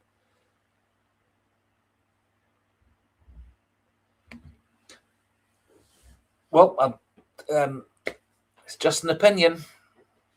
I don't think players are worth the amount of money any player's going for. Do we honestly think that Isak, the player that Liverpool bought from Newcastle, that he's worth £120 million? If you were buying a young fit Cristiano Ronaldo or Lionel Messi or Diego Maradona in their prime nowadays, that might be reasonable. But I don't think Isak of Newcastle, now of Liverpool, is worth anything near that amount of money.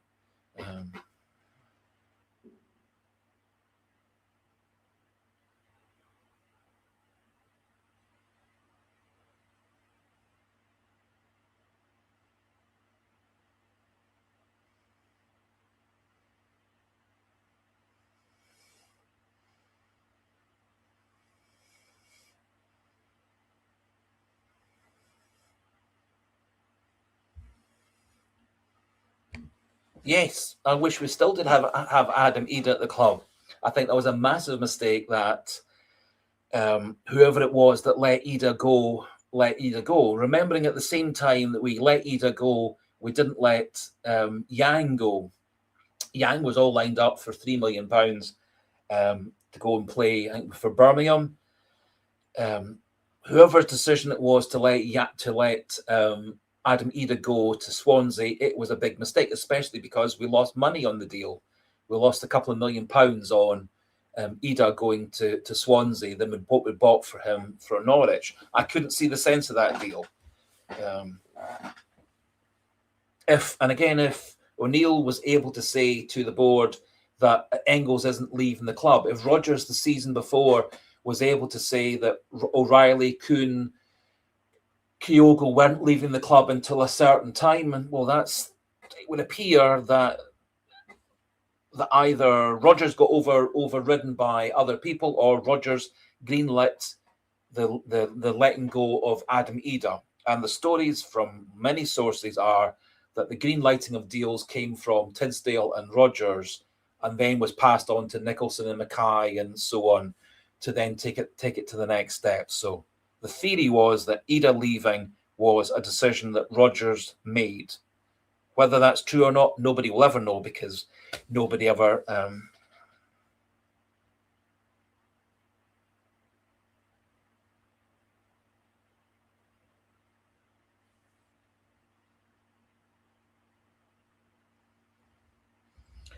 Yep, and Adam Ida's not had a very successful time at all with Swansea. Something like 3 goals, I think.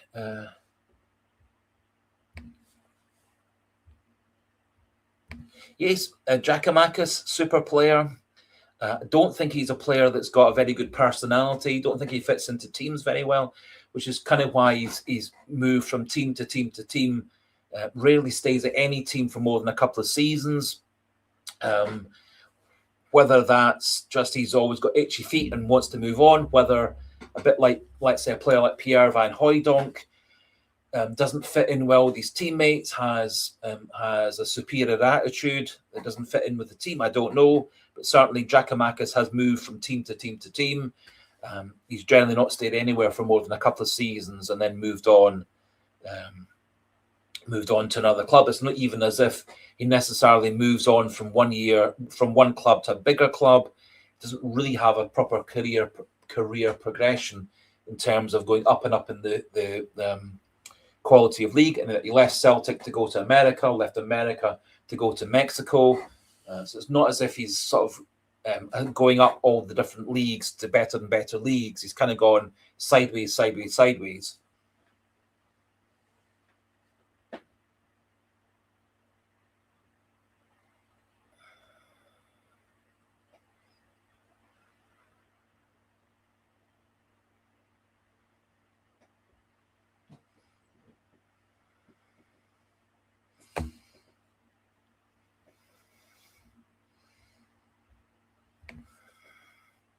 Yes, well, was another player that Celtic under Brendan Rodgers decided wasn't good enough. That's why he got sold. He had a really successful couple of seasons for Genk. Was lined up to go to one of the Bundesliga teams that fell through due to a medical problem, and then he's now got transferred again.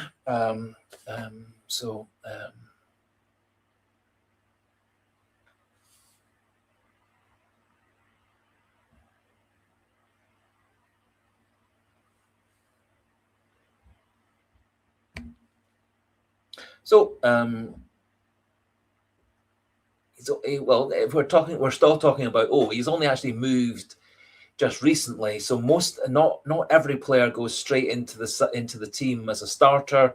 It often takes quite a number of weeks for a player to fit in with the new team.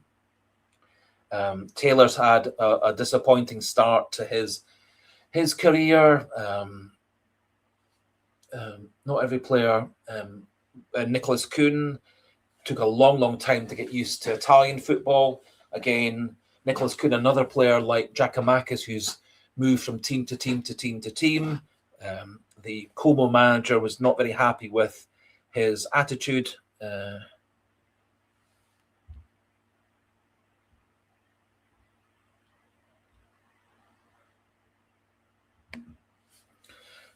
Rex, I think Chavan Chara will turn out to be a good player, but in general terms, if we're going through the comments on tonight's live stream, I'm in a minority of one. Nobody else rates Chavan Chara as a player. And I have to say, his time at Celtic hasn't been brilliant. He started with creating a goal against Hearts, the second goal, the one that Yang scored. He had a header that was well saved in that game. He scored in his next game. He then was on the bench against Kilmarnock, came off the bench at half-time, made Celtic look a lot better in the second half, was instrumental in the second goal, set up the third goal in that game. As I say, I don't think Celtic are using him at his best, but I think Thomas Chavan Chara is a good player, and I think once he gets settled into Celtic's team, he will be a good player for Celtic. However, I'm not convinced that he maybe will get a proper chance to establish himself in Celtic's team, partly because of the situation that we're in at the moment. I think we were quite lucky when we brought in Adam Ida on loan that season, in that he pretty much took like a duck to water to Celtic's way of football, scored 9 goals in half a season, came back the next season, a permanent player, scored 20 goals. And so, as Clashman Numpty was saying a wee while ago, if we still had a player like Admi who can score 20 goals in Scottish football and score goals in Europe during that time, we were stupid to let him go. He certainly seems either to have played better at Celtic than he has at any other club he's ever played at. Kyogo was a super player for Celtic. He wasn't so good for Celtic in his last season for Celtic. He was rubbish playing for Rennes. He's not had a good season playing for Birmingham. So possibly Kyogo was a player that we were good to get rid of for £10 million in that he was starting to go over the hill. Possibly if Kyogo came back to play in Scottish football, he might have a bit of a renaissance and come back, especially if he came back into a Celtic team where quite a number of the players knew how to use him. And certainly a few people are putting forward, Kyogo wasn't used the same way under Rodgers as he had been under Postecoglou, and certainly his best couple of years for Celtic were under Postecoglou.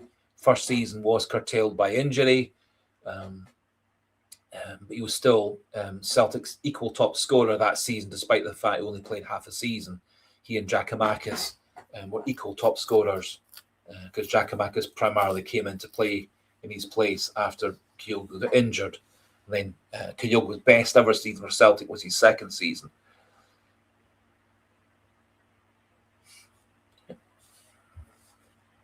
So, and certainly to start with, Rodgers did want to change the way that Kyogo played. Admittedly, later in Kyogo's time with Celtic, with Rodgers at Celtic, Rodgers got him back playing more the way that he used to play.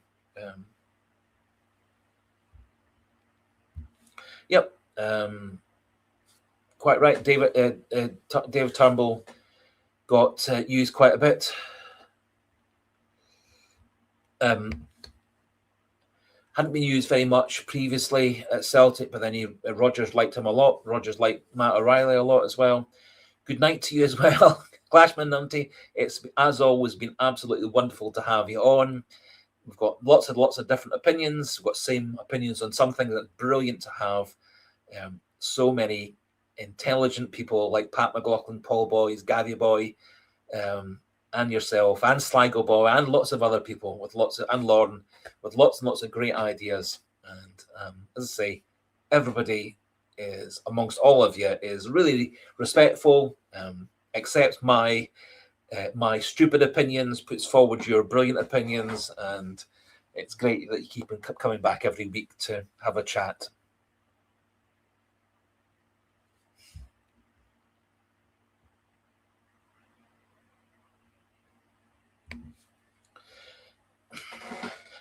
Yes, I would really love if Celtic had somebody up front like Gary Hooper, like Lee Griffiths, who you would be quite confident were going to put the ball in the back of the net. Even under Kyogo, I had the feeling with Kyogo that he was going to miss as many as he got. People like Gary Hooper, Lee Griffiths, they maybe didn't contribute as much to the team as other modern day strikers do, but somebody who can put the ball in the net 20, 30, 40 times in a season. Lee Griffiths got 40 goals in a season for Celtic one time. And those are the kind of players I would love to be in Celtic's team. Someone who just gets themselves in the box, gets themselves in a bit of space, puts the ball in the back of the net. And we don't seem to have had a player like that for a long time. Giakoumakis was a pretty good goal scorer, pretty reliable. Moussa Dembele, Odsonne Edouard were both decent goal scorers. I kind of harken back to when goal scorers were just goal scorers. They didn't have to have 2 or 3 other tricks in their arsenal to be a great player. Nowadays, people want players to have 2, 3, 4 different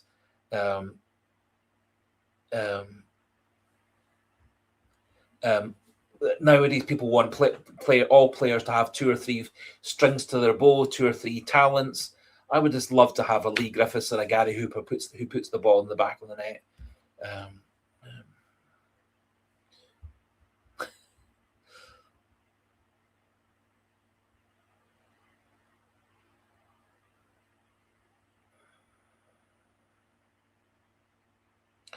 Yep.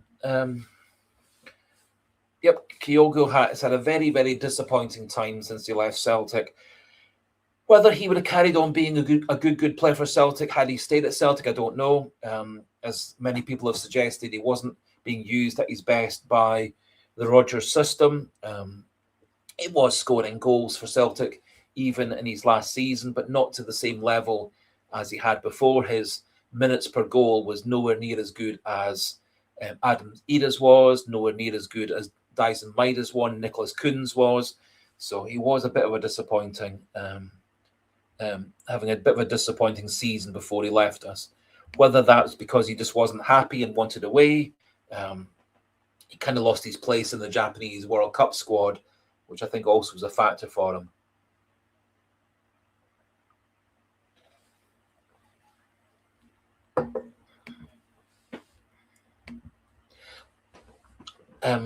Are you Ken 28? I completely agree. I was a big fan of Tomoki Iwata's. I liked the fact that he could play midfield, he could play centre back, he could play right back, he could play as a true defensive midfielder, he could move forward to be a more conventional central midfielder. He seemed at the time to be a player who was happy to be a versatile off the bench type player. He was happy to be the backup to Callum McGregor. Quite why we sold him for £1 million on the last day of that transfer window, I don't know, but we did. And then he went on to be a very, very important player in the promotion of Birmingham from First Division to Championship. He's carried on being in their team for the most part in their Championship season, in the Championship.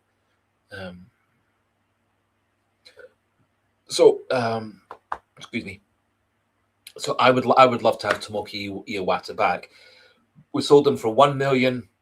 We'd probably have to spend upwards of £10 million to get him back, and he's not 10 times better now than he was when we sold him a few years ago. So again, it's just due to the inflated transfer market that we were talking about earlier on.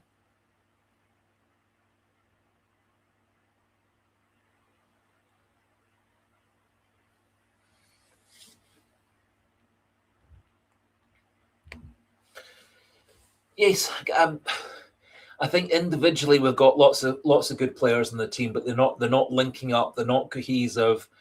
And I think that as Motherwell are proving, as Hearts are proving, if you play well as a team, maybe even if you think about Bodo Glimt, if you play as well as a team, everybody appears that bit better. And I don't think Celtic have got the same cohesion, because there's been obviously at this season there's been an awful lot of changes at Celtic on the pitch, off the pitch. We've had a lot of players being brought in. We brought in something like 12 players in the summer transfer window. A lot of those players just haven't worked out at Celtic.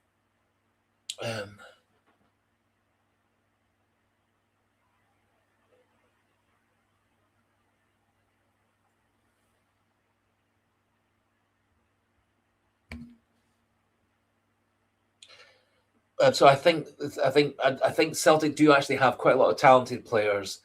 I just don't think they're gelling properly as a team. I think that's to do with a lot of the commotion off the pitch. The fact that we've had Rodgers, O'Neill, Nancy, O'Neill as managers. I don't think that helps cohesion. I don't think it helps teamwork. A lot of chopping and changing of players. We've had more than our fair share of injuries this season.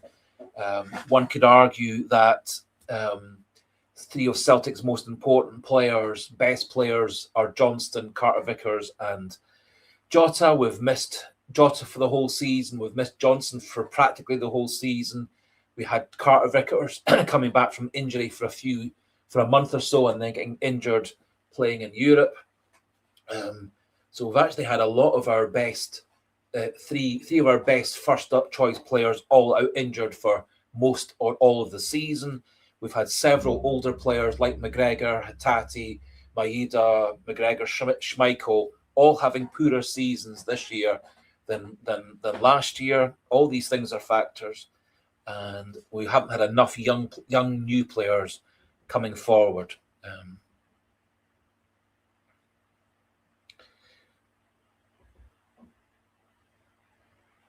Well, you say no transfer window. We did say earlier on that we did actually sign Negrin and Tierney in this transfer window. Those two have been possibly two Celtic's best two Celtic players this season. Both came in the summer. Chinecki's had lots of good games for Celtic, lots of good half games, more truthfully. But he came in during the summer.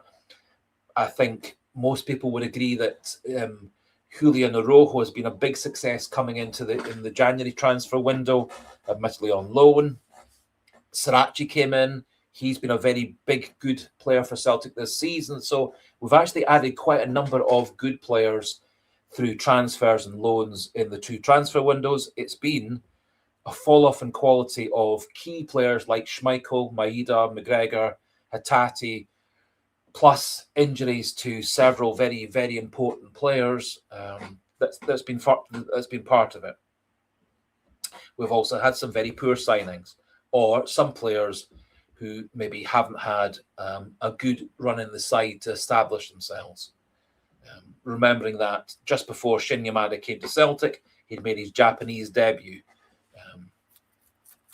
I don't think we ever saw Shin Yamada getting a proper chance at Celtic. He came probably a bit too late in the transfer window to get a proper pre-season. So one could argue that for me this season, it's not so much been that we've had quite a number of transfer players that have been rubbish. That always happens.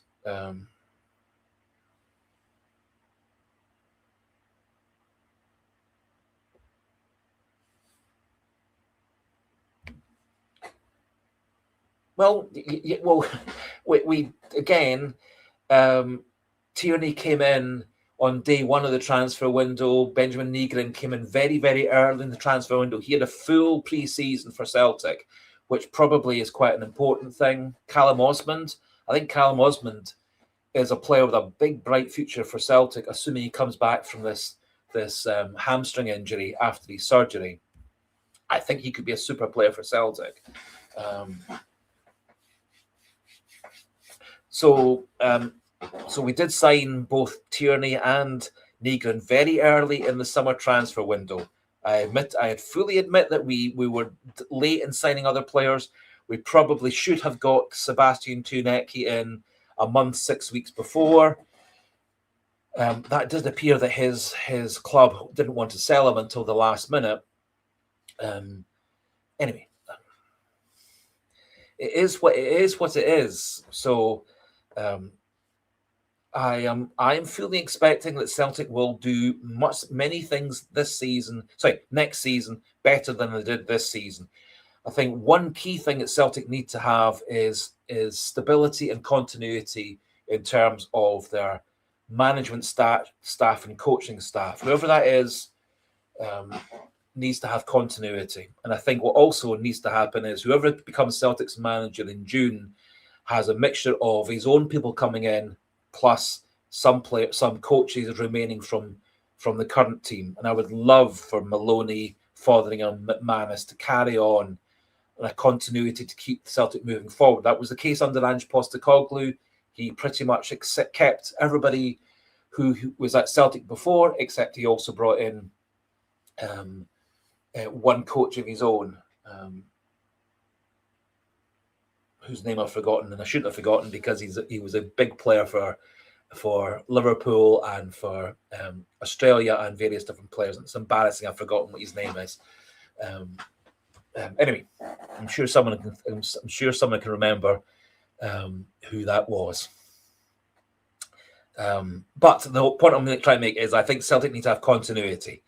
So we need to keep quite a number of players from this season to next. I think we need to clear out players who maybe are past their sell-by date in terms of Celtic players.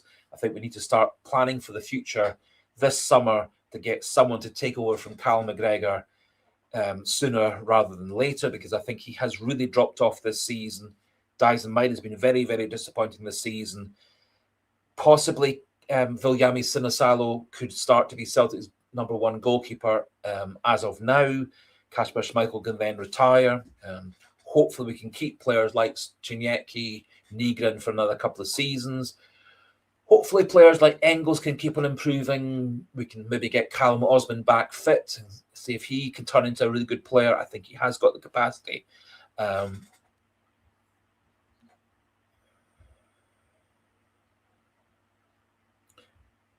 Yep, sorry. Harry Kewell. It shows my age. I couldn't think of Harry Kewell. Harry Kewell was a favourite player of mine. He played for Liverpool amongst other teams. I'm a Liverpool fan as well as a Celtic fan.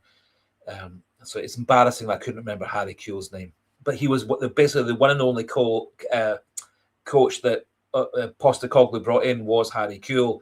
Otherwise, he kept all the coaches that had been at Celtic before. And I think that really helps with continuity. Remembering also when we lost Brendan Rodgers, 3 or 4 other coaches, including John Kennedy, all disappeared at the same time. Harry Kewell got a lot of good stuff out of Dyes and Maida.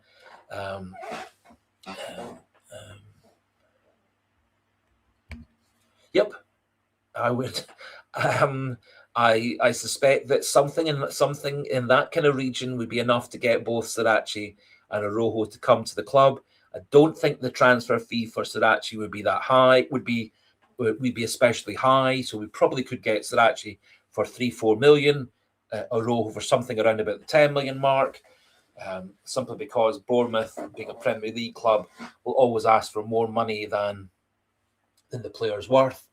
But certainly, I would certainly put Arojo, and if we got Arojo and Sirachi for somewhere around 12, 13, 14, 15 million pounds, I would be delighted, because we would have 2 super duper players, 2 versatile players who can cover fullback, can push forward, play midfield, all kinds of things. And I think those 2 players would be very good signings for Celtic. Whether they would want to stay at Celtic, that's another matter. Apparently, there's been quite a lot of interest with Marcello Sirachi from a variety of clubs. Don't think there's any expectation he's going to go back to his old club, because he's kind of fallen out with them. But I think playing for Celtic's put him in the shop window. I think playing in the World Cup for Uruguay is going to put him in the shop window. So I suspect we'll be lucky to get Sirachi, unless we're already putting that together now. However, the several times Arojo has talked about being seeing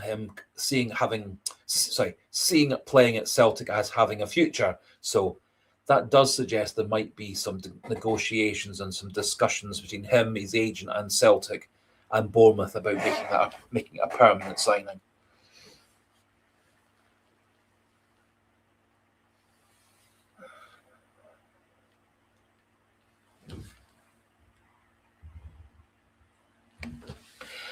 Gavi Boy, you make a really good point as well. I really, really hope that we can start to get more and more players coming through our academy and coming into the first team. Colby Donovan, one player recently who's managed to do that. But we've had a really hard job getting players through the academy into the first team. Some players have gone off on loan. Not many of them have come back from their loan spells and have come into Celtic's team. Ryan Christie's probably the last one who went away on loan and came back into Celtic's first team. Liam Scales, to a lesser extent, he was a bit older at the time. But yes, so Kyle, you're really a lot of talent. McArdle, Turley, Ben Summers, someone else is mentioning. We've had lots of players go out on loan. Quite a few of them, unfortunately, have ended up staying at their loan clubs. We've had a couple of players get sold to Partick Thistle. We've had a few other players disappear away. We've obviously lost players like Rocco Vata, Daniel Kelly, Ben Gannon Doak, Daniel Cummings over the last 3 or 4 years. None of them, apart from Doak, has really gone on to big success at any other club. Kelly's had a disappointing time at Millwall. Rocco Vata's not had a great time at Watford. Cummings has been injured quite a bit at West Ham.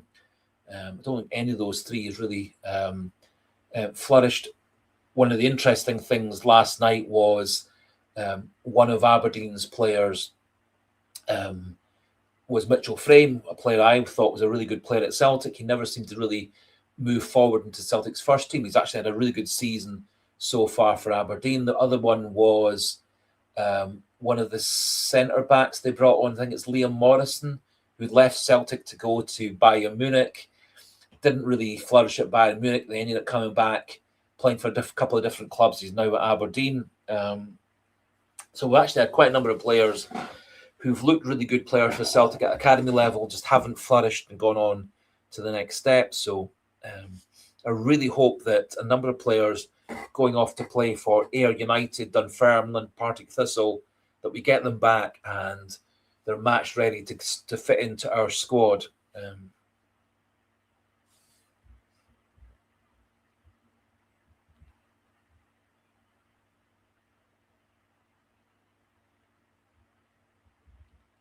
Yep.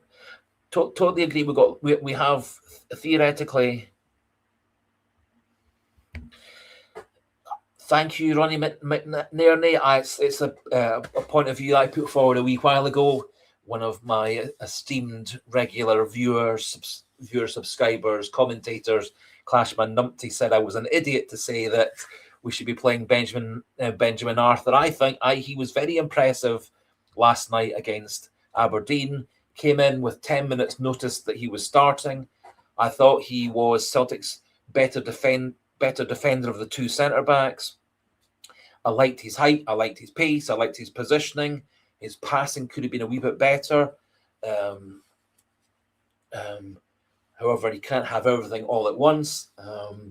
I thought he was a good, strong defensive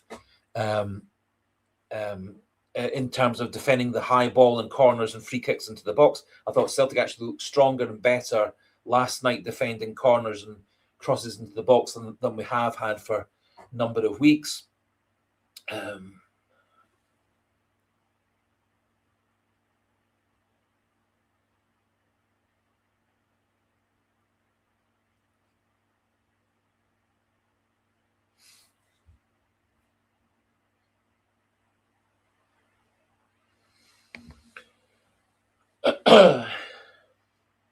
My understanding is that the ex-Chelsea scout and Sean Maloney were the two main people who were doing the great bulk of the scouting and recruitment and coordinating that side of things. That the Chelsea ex-head scout had come in and been more of the recruitment manager, and that he and Maloney, who already had that sort of role previously at Celtic in his development coach job, were the two people who were helping most in terms of that. So it does look like the ex-Chelsea scout has taken over as sort of head of scouting, sort of head of recruitment, without formally having that official job yet.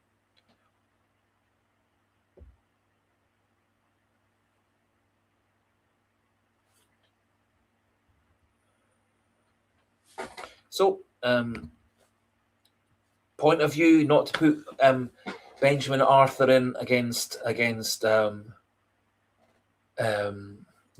Rangers on Sunday. When Lagerbielke and Scales made their debuts in a Celtic Rangers match, Lagerbielke had been in the club about 10 days. Scales admittedly had been a Celtic player for a couple of years, had a very successful loan spell at Aberdeen, but he was, in terms of being a Celtic player, a very inexperienced Celtic player. So we played Lagerbielke very early in his career as a Celtic player. We played Scales as a very inexperienced player at Celtic. They did fine in that Rangers match. We ended up winning that game a 0-0 from memory.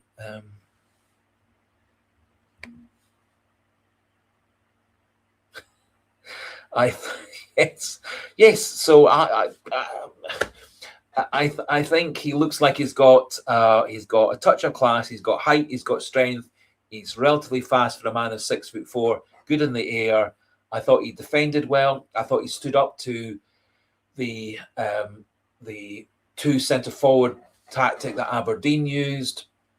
I thought he did better coping with the guy that Scales was struggling with, the guy that got the penalty off Scales, the guy that stamped on Tierney's foot.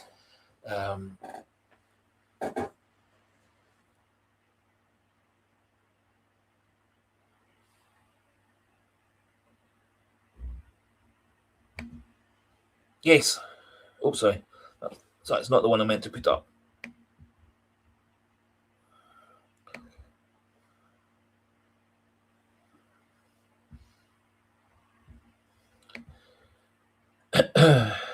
Yes. I really, really want transparency from Celtic's board, executives, etc., etc. I think people like Nicholson and Mackay and so on should be on Celtic TV, press conferences, etc., every couple of weeks, giving Celtic an update, giving Celtic fans an update, giving the press an update, giving the Celtic supporter clubs an update. I think there should be far, far, far, far more involvement of the board, the executives, the team members, the managers, the fan groups, etc., should be much, much more open, much more of a sharing relationship. And it's the lack of transparency is the one thing that I regret by far the most in terms of not just Celtic, but pretty much every club in Britain is fairly non-transparent about stuff that goes on behind the scenes. Not many clubs in Britain are actually open about what goes on behind the scenes in terms of decisions and finances and this, that, and the other. So, be no reason why Celtic couldn't lead the way.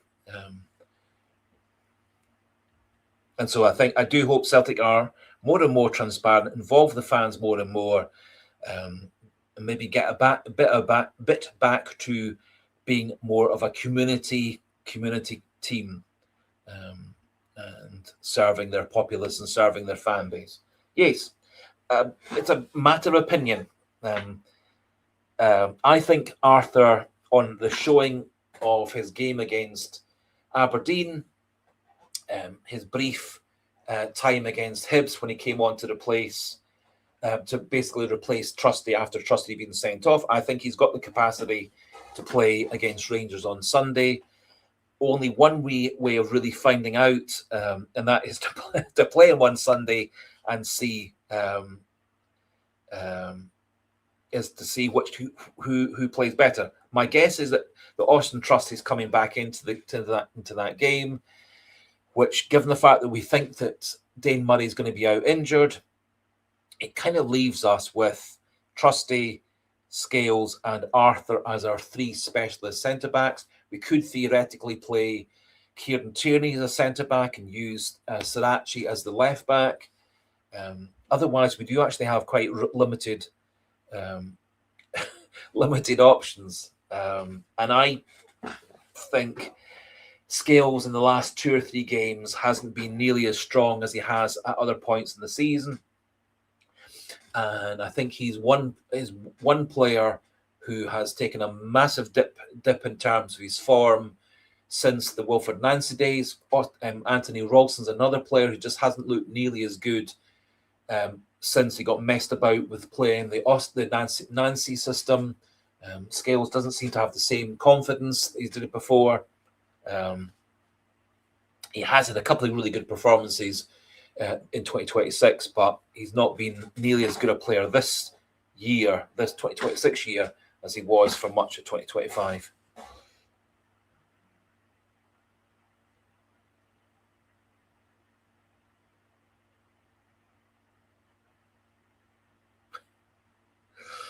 So, my personal opinion is that we should start, given the fact that Dane Murray's out injured, which is still to be fully confirmed.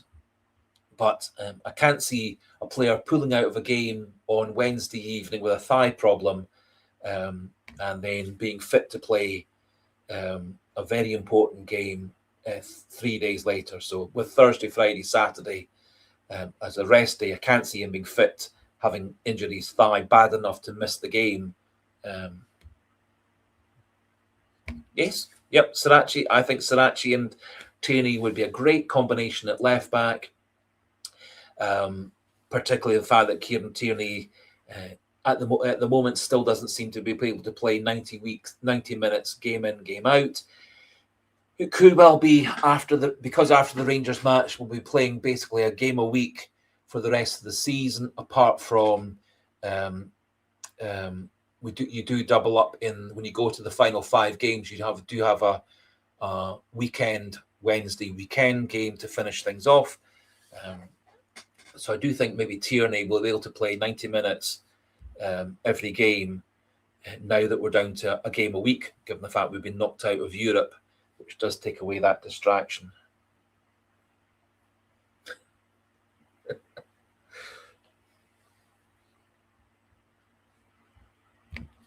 Yes, I thought Colby Donovan was disappointing yesterday evening. To be fair to him, he came on in the 87th minute. It's probably difficult to get yourself up to speed straight away, which is why I was so surprised that we took off Arojo, who didn't look like he was injured, didn't look like he was tired.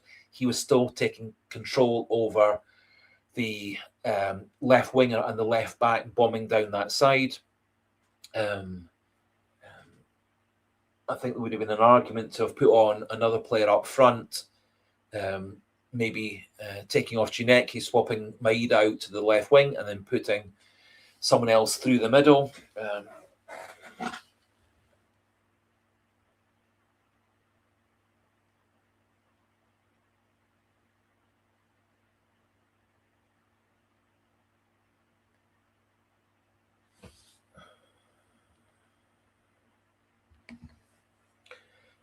Thank you. If you're off to bed, Slab and Cabbage, thanks very much for all your comments throughout the evening.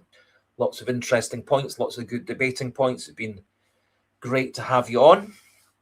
And we are kind of nearing the end of the time of the live stream as well. We're nearly at 1 o'clock in the morning. Yes, couldn't agree more. I thought it was very strange. It was probably about the one player I didn't think Celtic would take off was Ulian Arojo. I think it disrupted the defence. It gave, because Donovan took a bit of time to get into the game, it did give Aberdeen 3 or 4 attacks down that left side. Happily, a combination of Scales and Arthur.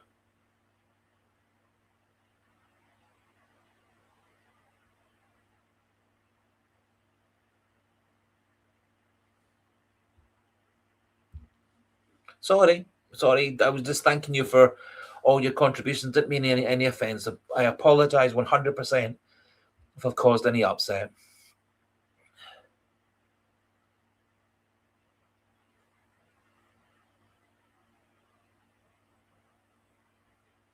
Fully apologise. I misinterpreted what you were saying.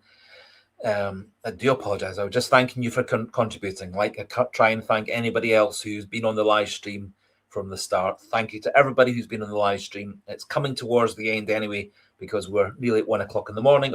We've been talking for the best part of 4 hours. Have to say, Slab and Cabby, I've not got the best senses of humour, particularly when I'm trying to talk and read and so on. So thank you very much. And if you were kidding and joking, I apologise for not getting the joke. I do apologise.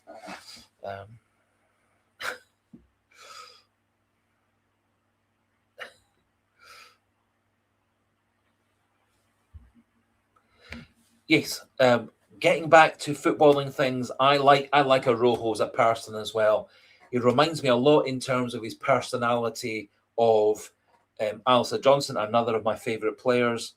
I like players who get in other players' faces within reason. So I like Scott Brown. Scott Brown, 99 times of 100, went to the line, just past the line, but he was never that stupid. He never lost his temper, didn't kick people, didn't trip people up, didn't hurt other people. It wasn't like a Roy Keane who often just lost his temper and got himself sent off. Scott Brown was very, very good at getting people like Alfredo Morelos and several other players really riled up. El Hadji Diouf was another player Rangers had that Scott Brown was brilliant at getting annoyed. So I do like that sort of player. I do like players such as Arojo who stands up for his teammates. I do remember in the Celtic Hearts match, it was Arojo was one of the first players going over to defend. Arnie Engels had been kicked into touch by one of the Hearts players. The Hearts player didn't get any bookings or anything, but Arojo was right in the player's face, laying into them. Again, the end of the game against Rangers at the weekend, Arojo was one of the ones who seemed to be really getting in under the skin of the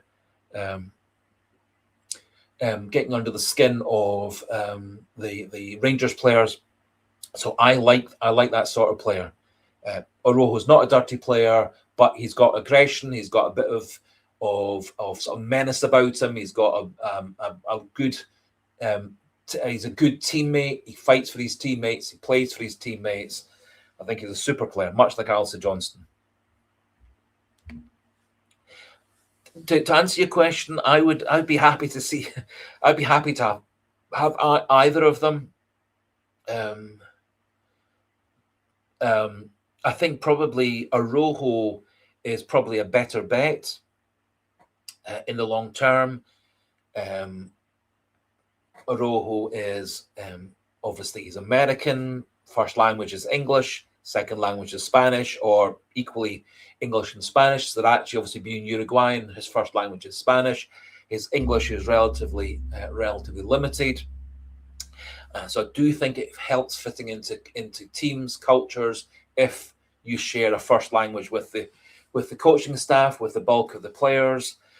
However, I think Sirachi has been a super player for Celtic, so I think if we can have them both, that'd be ideal.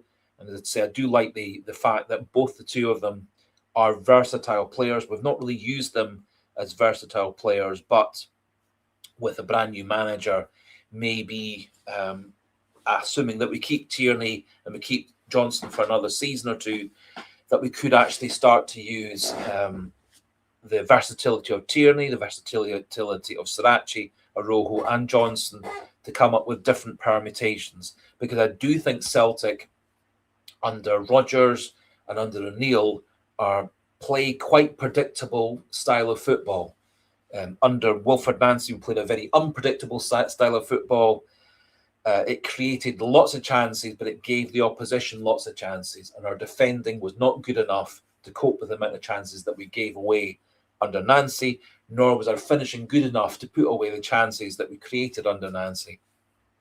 But I do feel that Celtic at times do get rather predictable, in that Aberdeen knew how Celtic were going to line up, that Rangers kind of knew that how Celtic were going to line up and how they were going to play.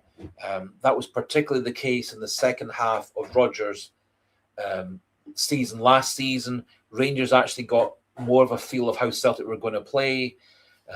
We ended up drawing with them, losing to them in the second half of last season. So I do think teams and managers and coaches need to keep on changing, and need to keep on developing new styles, new systems, new formations, etc. And that if a particular formation or tactic's not working, you can easily swap into plan B, plan C, plan D. It feels under Rodgers and Nancy and O'Neill, we have a plan A, and we're not really set up for a plan B or a plan C. And I think that was a big problem under Wilfred Nancy, is we had a plan A, and when plan A didn't work, when plan A didn't work under Nancy, i.e. people weren't putting away the chances that we created against Hearts, Dundee United, Rangers, Aberdeen, etc., there wasn't a plan. So when Rangers changed the way they played, when Hearts changed the way they played, we didn't have an answer to that system. And again, I thought Aberdeen last night were well set up. They changed the way that they wanted to play, and we didn't respond well to either. We won the game in the end, so that's the main thing. Yes. I do think we need to look at other markets. We prospered by bringing in players from Japan. To a lesser extent, we prospered bringing in players from Major League Soccer. We were still looking at players from Major League Soccer, although we haven't signed anybody from there. I dare say that had Nancy stayed as Celtic manager, we probably would have brought in quite a number of good players from Major League Soccer, the same way that Ange Postecoglou's system brought in some of Celtic's best players of recent years from the J League in Japan. But I do agree, Central America, South America, maybe even Africa are all places that we should be looking to sign players from, partly because signing players from English football and many European countries, the asking prices are just absolutely ridiculous, and you're paying far, far too much for players who are not that good.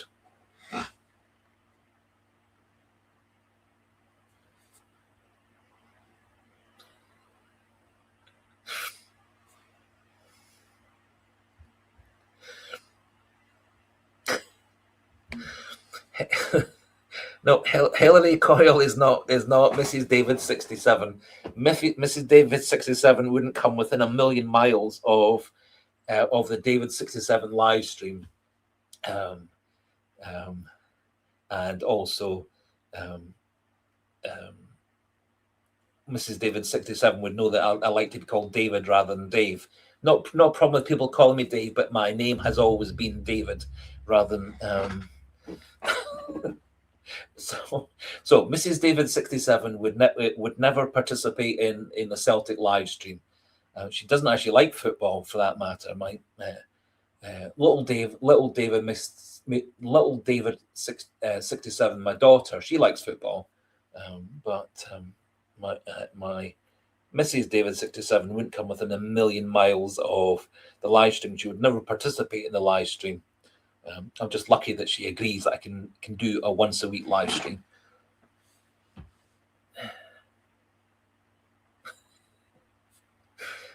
Anyway.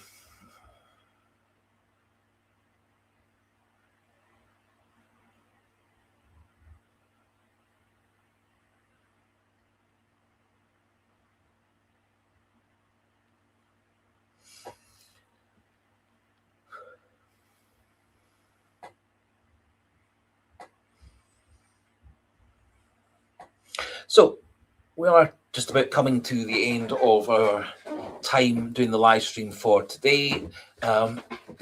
Quite fine just for the last 5 minutes or so, what people are predicting in terms of the score for Sunday's game against Rangers. I'm going to go for a 2-1 win for Celtic. I think that's especially so if we get off to a nice quick start. Sorry. So just for the last few minutes, it'd be nice to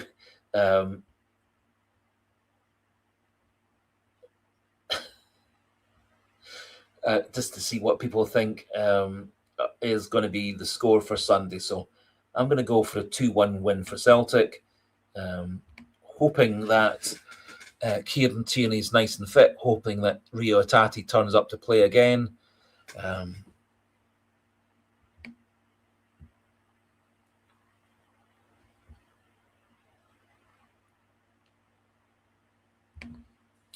Great to have had you on. I'm glad you've enjoyed the chat this evening. It's been a fun chat. Everybody has participated. Everybody shared their opinions. Everyone's been nice and respectful, or at least the bits I've been able to read have been nice and respectful. Right. 5-1 to Celtic. Well, that would be a surprise. It's possible. It's possible. I do remember that I was a wee bit scoffing when someone said that they were predicting that Celtic were going to win in Stuttgart.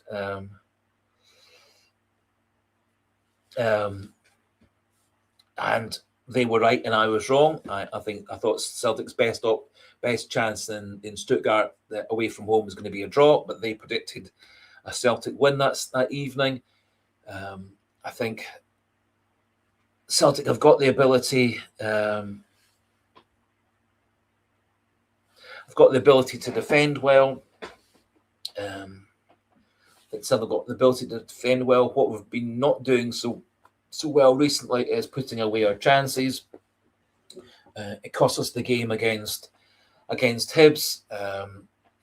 In particular, it made several games, such as the game against Aberdeen last night, against Livingston a wee while ago, Kilmarnock, etc. A lot more close than it should have been.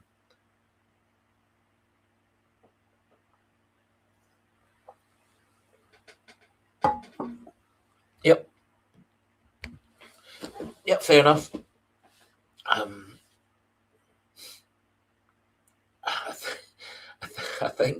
I personally think a Celtic win is the most likely result. As we were saying at the start of the live stream, what I don't want is for it to drag on and on and on, go into extra time. I have a strong feeling that Rangers would bet that taking the game into extra time and penalties would very much be in their favour. We've not had a very good success rate in penalty shootouts. Also, we lost to Kera Almaty in a penalty shootout. We lost to Aberdeen in the cup final penalty shootout back in May. And as someone was pointing out, Jack Butland's got an especially good record of saving penalties. I thought it was actually quite interesting when he was facing up to the penalty against Hatate on Sunday that he was actually standing a couple of yards behind his goal line, which did seem to work because he did actually seem to have that bit more ability to dive to save the penalty first time around. Happily, Hatate got it in third attempt.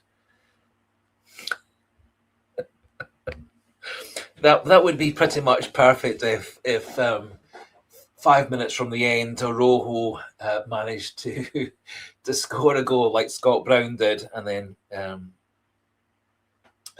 Scott Brown put his arms up near to El Hadji Diouf's face. Nico Raskin, again, someone I don't like at all. Diomande, not a big fan of him either. I think it would be lovely to metaphorically stick two fingers up to those players as well.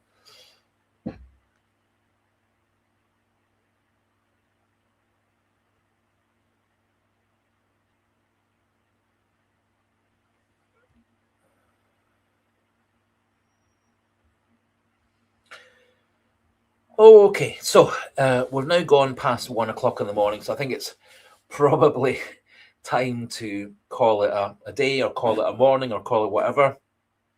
So I've had a wonderful time. Hopefully some of you have had a good time as well. So fully planning to do another live stream again next Thursday. We'll